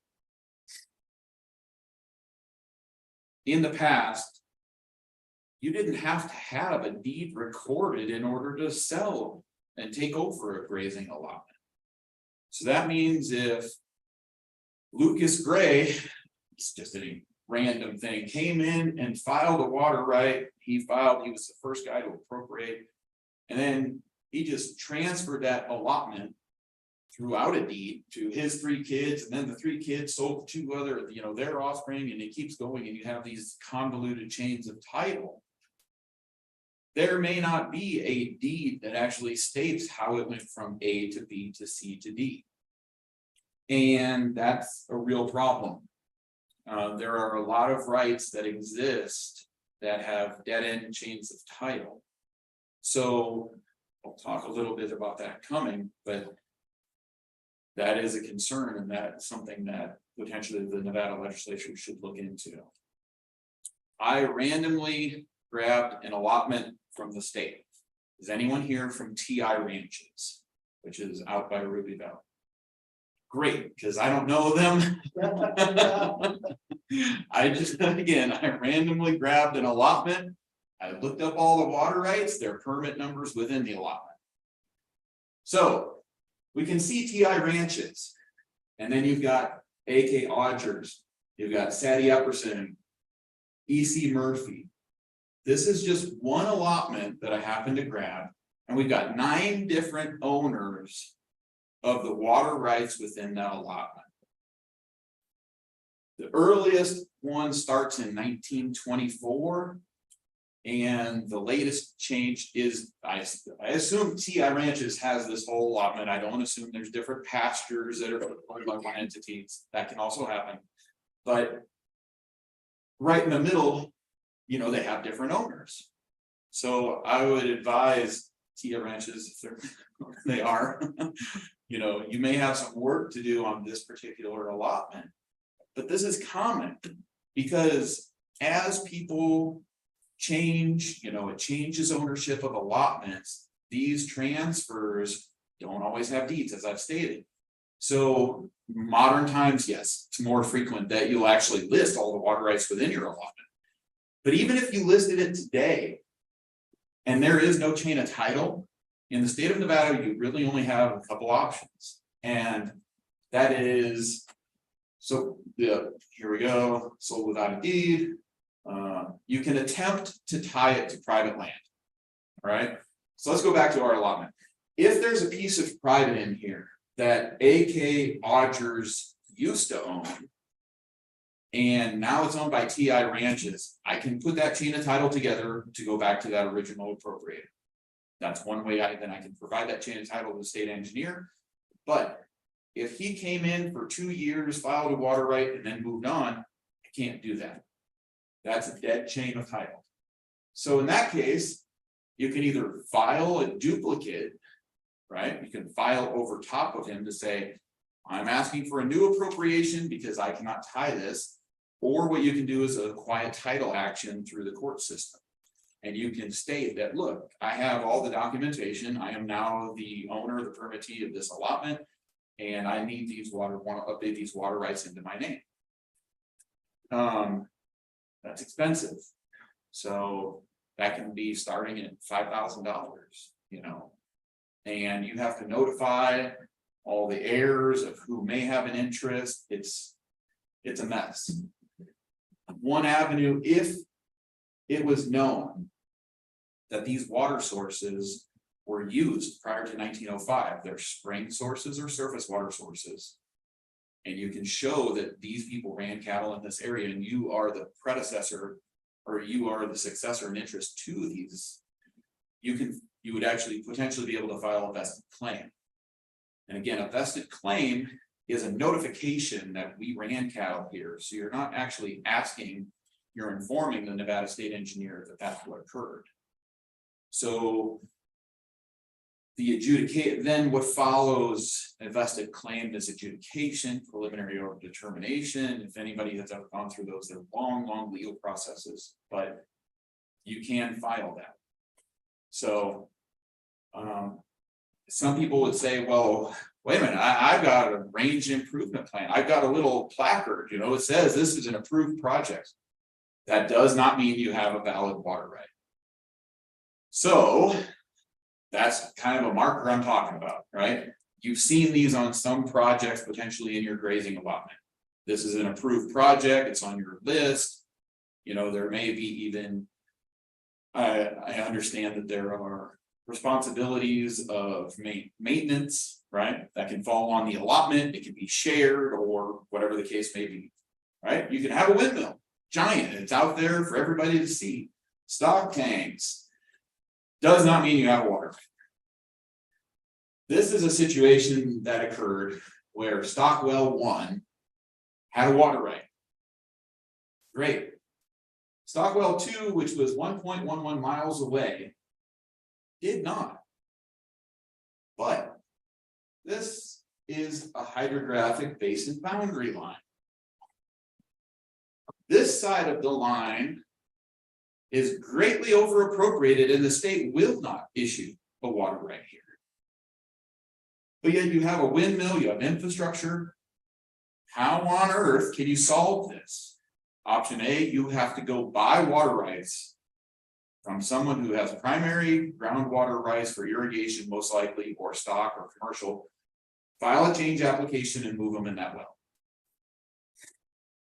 In this case, I am lucky and thankful for working with the state engineer's office.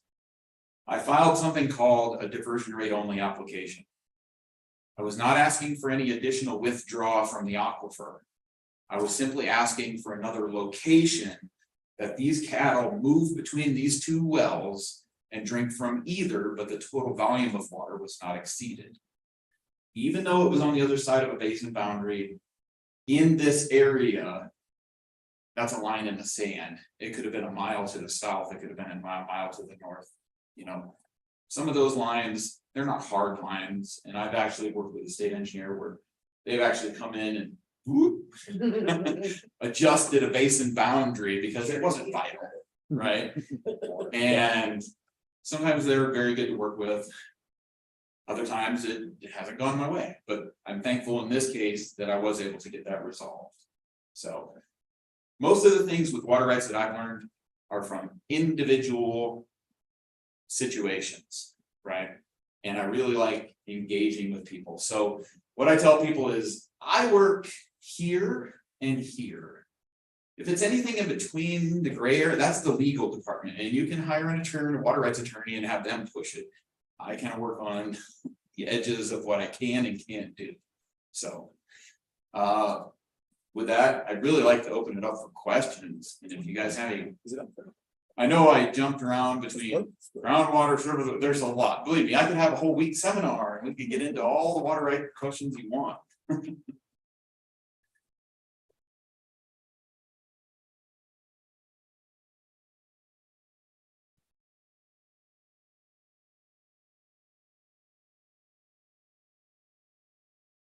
Hey, Dave. Hi there. We haven't visited for quite a while. I know. Your presentation is absolutely wonderful. Thank you. Oh, thank you.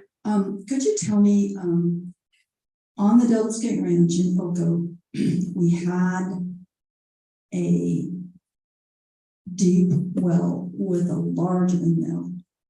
And it was said through his history and historical that it belonged to the BLM.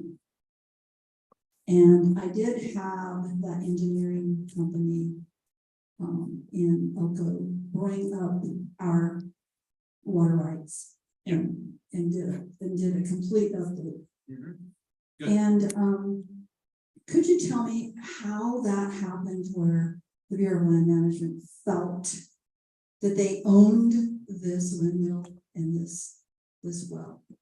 There's a lot of things that the BLM does that I cannot explain. I can't begin to explain. But what I do know that occurred at one point in time is the method in which ranchers would go about applying and gaining water rights. Okay. It was the practice of the BLM when you said, I want to develop a project on middle of my lot. I want to drill a well, put a stock tank there. The BLM would have you file in the Bureau of Land Management's name. You would pay for the engineering and the submission of the application for the benefit of the allotment in general. Okay, the water right remained in the BLM's name, not in the true user of the allotment. There are thousands of those that still exist today. It was determined through the Supreme Court that since the BLM had no financial interest in the cattle themselves, that they could not own a water right to be able to prove beneficial use. Those water rights still exist, they're still out there, and I see them very frequently. I do have clients on areas where they are able to justify a vested claim through the historical use, will file vested claims on top of the BLM. Therefore, their priority date is superior to the BLM state under a standard application, making the BLM right the junior priority right until such time as an adjudication. But in the interim, yes, that means that the first water that would come out of that well, whatever 2.2 acre feet, is senior for their cattle use. Now, if that's, let's say it's an artesian well, okay?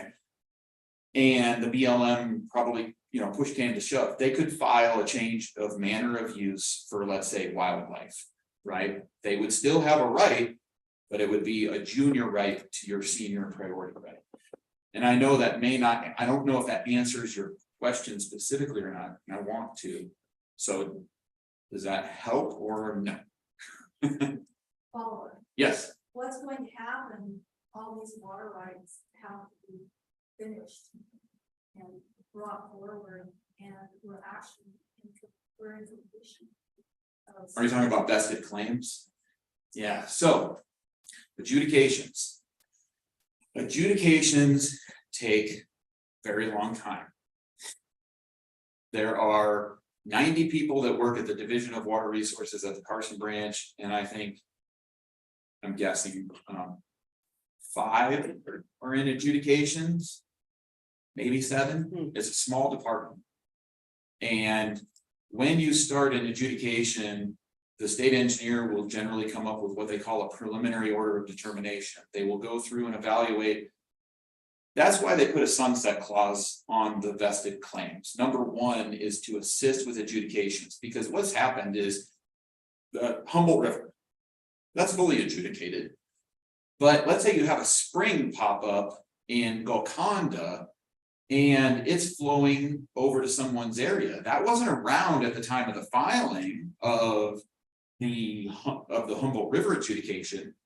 So that is not within the scope of that adjudication.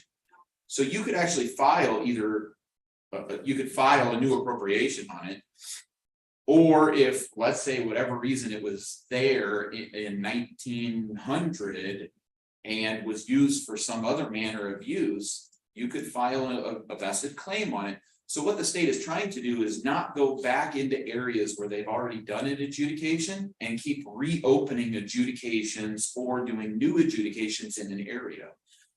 So what they did is they put a sunset clause on the submission of vested claims.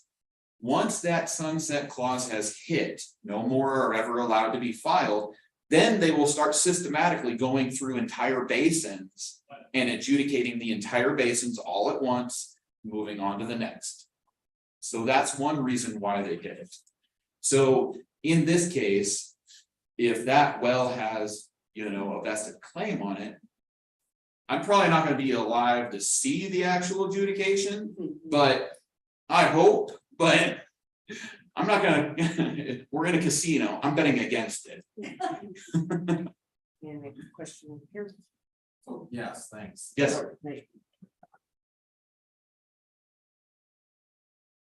Is that better? Okay. So thanks for being here. And I'm from Oregon, and I think that Nevada and Oregon have similar water rights, prior appropriations doctrine and that. So Yes. I don't know that you're familiar or want to be with the Klamath Basin issue. Are you? I have heard horror stories of the Klamath Basin issue. That's probably putting it mildly. So I guess to get to my point, there's been a lot of, I'm not from that region. I'm from Eastern Oregon, but in my years past, I was the Water Resources Committee Chair for Oregon Cattle Association, deeply involved in that. And to say it's complicated is not even scratching the surface of what it is there. But I guess my question is, they've gone through that. I mean, it's been going on for 45 years. It's a nightmare that continues to just not be resolved because of all the competing interests there. But the thing that I wanted to ask you about is there's a real question, a real suspicion about the nexus of surface water to groundwater. Yeah. And the studies that have been done by the Oregon Water Resources Department really seem to lend themselves to less than genuine science of that connectivity. And so consequently, they have put it upon themselves to declare that there is connectivity, even when there's a basalt layer and all the, all the requirements of distinguishing the water sources have been provided. So I guess I'd like to have, I know there's people up there that need, the huge amounts of human resources and monitoring has gone into that. It's just abysmal. But I guess I'd like to hear your opinion on how Nevada handles that. Of course, the political landscape of Oregon is vastly different than Nevada, which makes me very envious of Nevada, I think. Maybe not, but anyway, I guess I'd like to hear your description. I have personal opinions on that, but Have you ever tried to live in Oregon? Okay, Nope, nope. I've been a lifelong resident, so I can tell you that. I also don't wanna live in Clark County either. Nevada's on its infancy of groundwater surface water interaction. In the past, we have actually court cases, documentation, precedent. Surface water is surface water. Groundwater is groundwater. Springs are springs. They're not groundwater, they're not surface water, they're springs. Okay, so that was a little bit of, I think sticking your head in the sand for a long period of time in the state. Colorado is very proactive on groundwater surface water interaction. Okay. As I said, Nevada's on its infancy. Right now, there are ongoing issues on the Humboldt. Because the Humboldt River, which starts, let's say, in Elko, runs a long way through Winnemucca, all the way down to Lovelock. And Lovelock submitted, I don't know all the legal terminologies, but they submitted a complaint to the state engineer's office that says, look, you're not managing this based on prior appropriation because we have senior surface water rights and you have allowed people to drill wells right next to the river. Therefore, creating a cone of depression, and as infiltration comes in, it's going to seep down into the cone of depression, therefore taking our surface water, which is a senior priority, to their groundwater right pumping. Okay.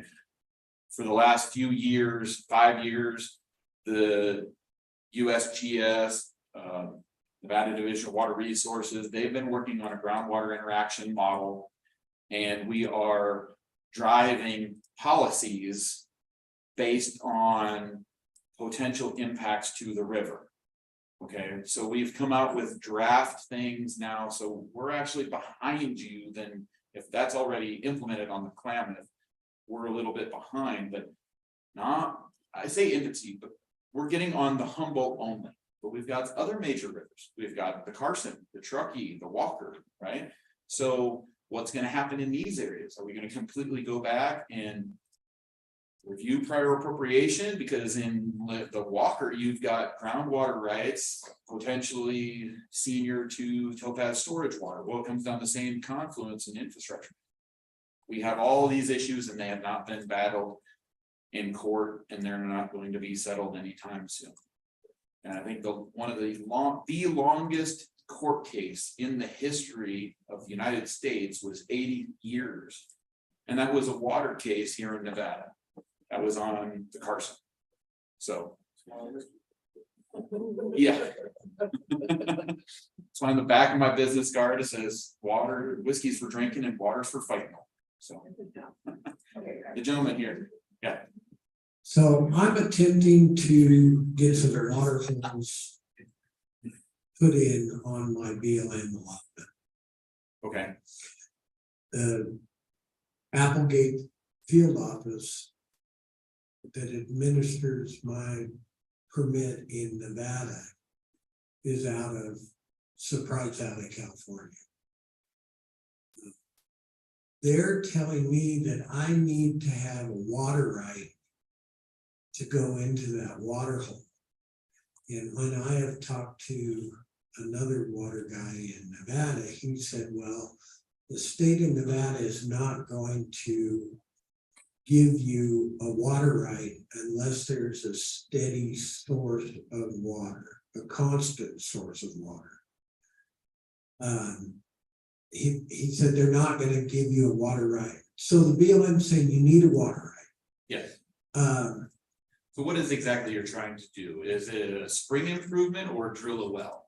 No, I'm trying Or to, pound so in a draw or a gully on my permit, I just want to dig a hole. Create a base, a natural basin, and as it's coming down the canyon, it'll fill up that canyon, cattle will drink from it, and then they'll move on. Correct.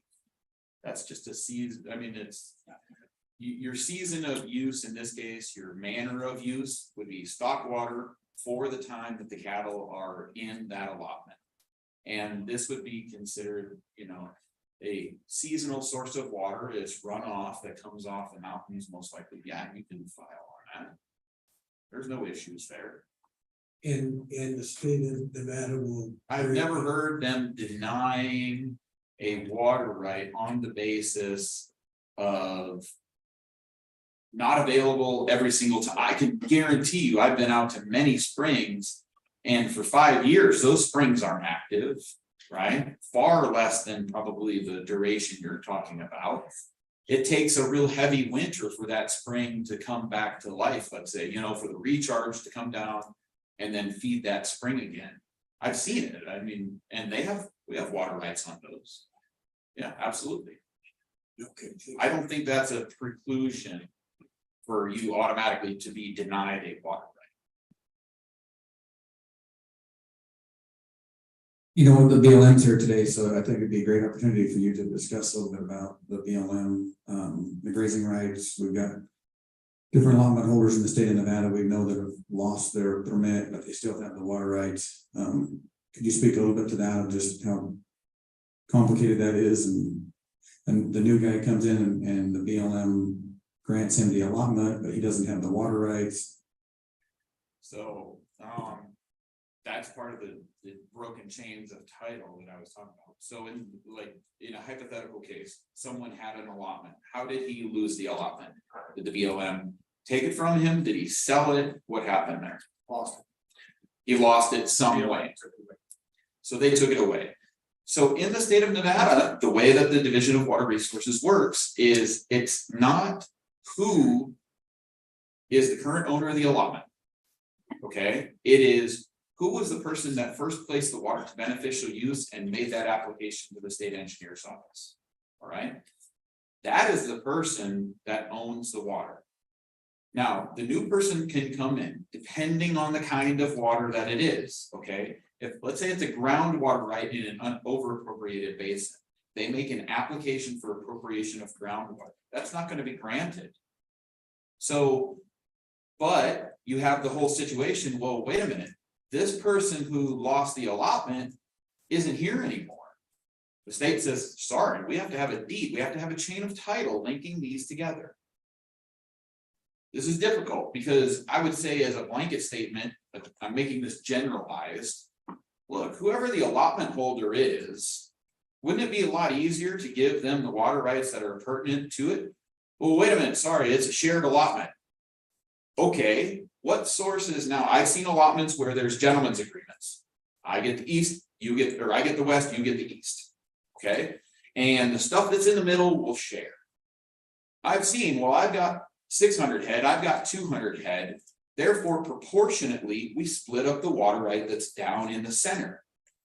That seems reasonable, right? I want solutions. Now, but the state doesn't see it that way. They will see it that way if there's a chain of title. They will proportionately give out water rights on one source, depending on the number of cattle that are grazed in, let's say, 2 different pastures within the same allotment. But they won't update chain of title just because you're the new allotment holder.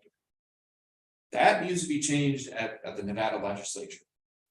But I have heard resistance to that in areas where sources are contentious. Because there's flow in the allotment and then it flows out of the allotment onto private. The private say that they have the senior priority right and own the majority. They don't want the cattle guys to use it. You always get into conflicts no matter what you do. So the BLM in this case doesn't have a say in the allotment and who owns the water. It's actually the Nevada Division of Water Resources. So I don't know if that's good, bad, but that's what the case is. I'm just curious that these conservation easements that they're talking about and different land uses. Need to make sure that the BLM is on notice of the water rights and how Nevada water law is implemented. Well, any use in the state of Nevada has to have a water right. Any use of water. I would say that if the BLM is going to be spreading water around in this riparian area for I don't know, quail procreation, that's a wildlife use, right? And if there's competing uses there, then that would have to go under some kind of adjudication. But it's, you know, they need a water right as well. So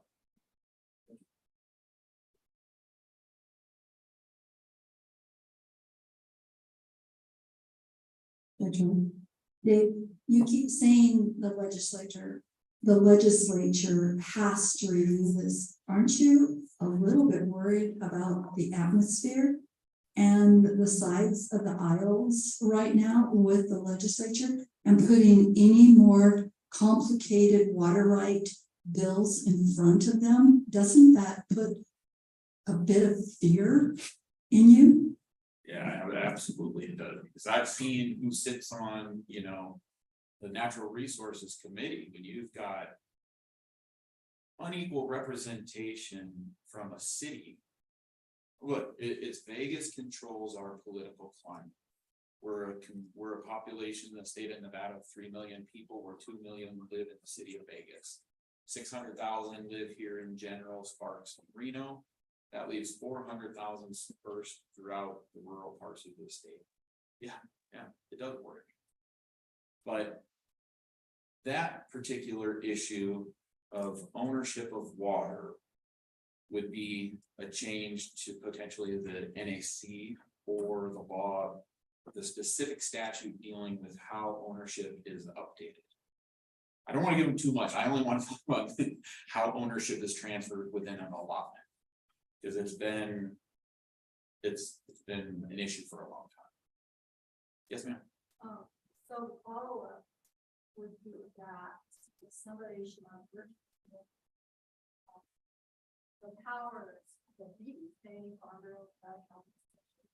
The major water rights holders who have such a vested interest, quote unquote, vested interest in the correct verbiage, and wouldn't you want someone to develop the bill that is on top of the approach, how to get this done, and through their relationships at the legislature? Wouldn't you want to start working on that right away if there's such an issue?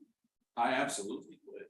Finding an assemblyman who has, I've gone in and in one year I did talk on water issues, and yes, I remember specifically Hansen. He was very open to talking about water issues. Pete Gopichia would talk about water issues. But a lot of the rest, I'm not sure where to start that process. If that's a coordination with the Farm Bureau or the Cattlemen's Association to try to get a collective voice and talk about some of these. Believe me, I would love it. I would love that there was an advisory committee to talk about water. I don't know what the interest is of some of our state entities to work with stakeholders though. And that's a good question for the Nevada State Engineer.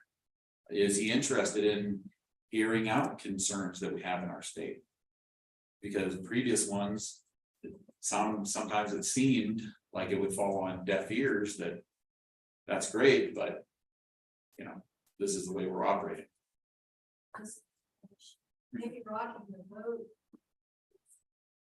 not waiting for alligator, it's a better approach than continuing to say we should give it to the legislature. I would rather take a proactive approach, to be sure.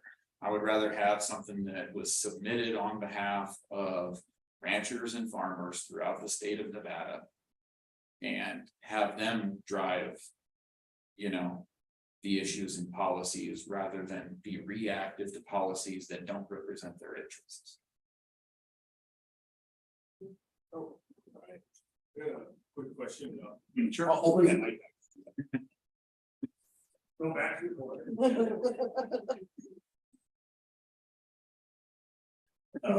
So I'm not sure if you're too familiar with the bill that just passed in Congress last year, is the National Defense Authorization Act. No, Where they re-upped it for another, I think it's 25 or 30 years, so the next time they're gonna go over, it's gonna be like 2049 or something like that. okay. In that bill, the Fallon Paiute tribe, we basically doubled the size of our reservation. We got 10,000 acres added to our reservation trust. And I think it was mainly BLM land and maybe some BOR land, but I didn't ask the question if any of that was gonna come with any type of water rights or anything. If BLM holds, like, I guess the water right, would that be transferred also to the tribe? So I've seen, I can only speak on what I've seen in other areas. As tribes are considered sovereign nations and the lands within the reservation are the tribes. My understanding is that if you have a location where you would like a well for a stockwater, you're able to obtain that through tribal approval, I believe. See, I think the one problem that we have on the reservations is that, well, especially in Nevada, none of the well drillers will come on a reservation without a permit from the state. Because under the well drilling permits and regulations, they have to file what's called an NOI, a notice of intent to drill. In that notice of intent to drill, they have to provide a permit number that allows them to move their rig to that location to actually complete the drilling process. Yeah, so you got your tribal sovereignty over here, and you got the state saying that, you know, we're gonna enforce our state laws on your tribal reservation. I understand. I have seen sometimes where tribes, they have gone through and applied the same way that others do within the state. And I've also seen where they've kind of gone and done their own thing. I've seen it both ways. Yes, sir. Yeah, I have a follow-up question to your question. Generally, when you're creating a Indian reservation, you get the water necessary to sustain a reservation under federal law. Right, that's the basic deal. What's interesting about your situation, which I don't know the answer to, but I'd like you to answer if you can. So, that's what, I think that's true for surface water. What I'm saying is that there's a federal reserve right for the purpose of maintaining a reservation.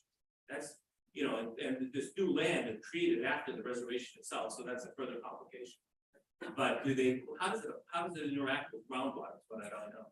There is a certain type of application, and I'm not going to say that it is applicable here or not, but it does exist, and they're called reserved rights.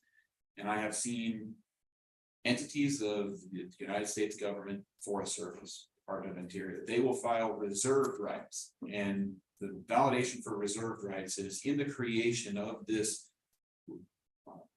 Forest Service, let's say, Forest Service, I've definitely seen them there. In the creation of this forest, inherently, we were given reserve rights for the wildlife appropriation, that kind of thing.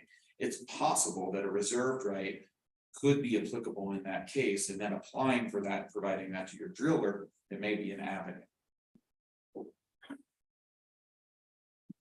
With that, I think our time's there. Thank you so much. That was very, very, very informative. We'll let you close it down. Thank you so much. I'll let the folks there online. Thanks to all your folks there online, your comments. I'll turn over to Whitney to say a few other words. Just thanks on behalf of Good Grazing Makes Sense.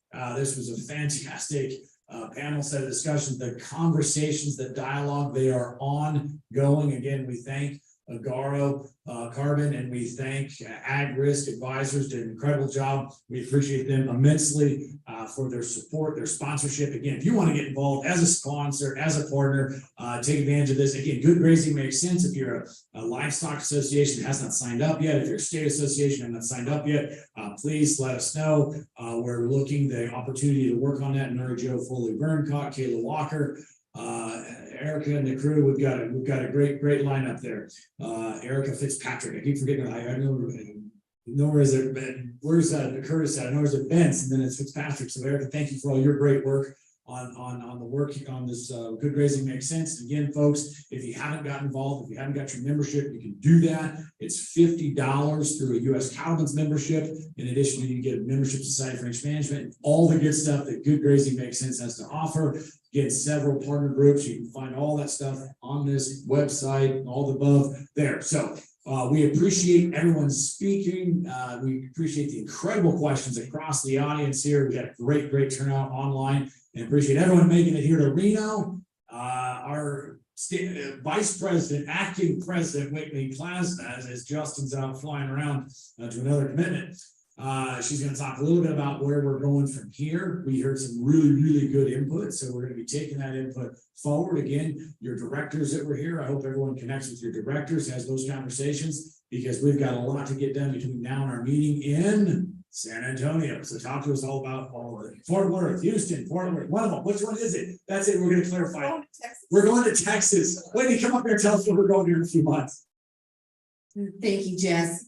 Yes, so thank you everyone for joining us for our summer business meeting, and thank you to our partners at Good Grazing Makes Sense and At-Risk Advisors for supporting us. And we're very excited for the future of the U.S. Cattlemen's Association. Thank you for being members and sharing your voice here during our meeting.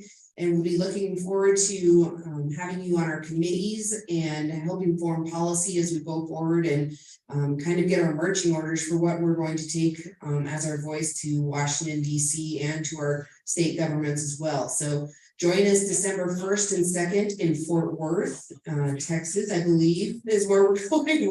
We're going to end up in Texas. So, and then following that, we've got a busy spring traveling around to several different stock shows, trade shows. Black Hills Stock Show will always be there. But if you have a meeting that you would like U.S. Cattlemen's present at, be sure to connect with us through Facebook or our website and email us with opportunities for us to come and speak to your local organization. Or if you're wanting to work on projects with us, you can reach out to us that way as well. So with that, thank you everyone again for joining us here on our U.S. Cattlemen's meeting, and we look forward to the next chapter for us and safe travels home. Thank you.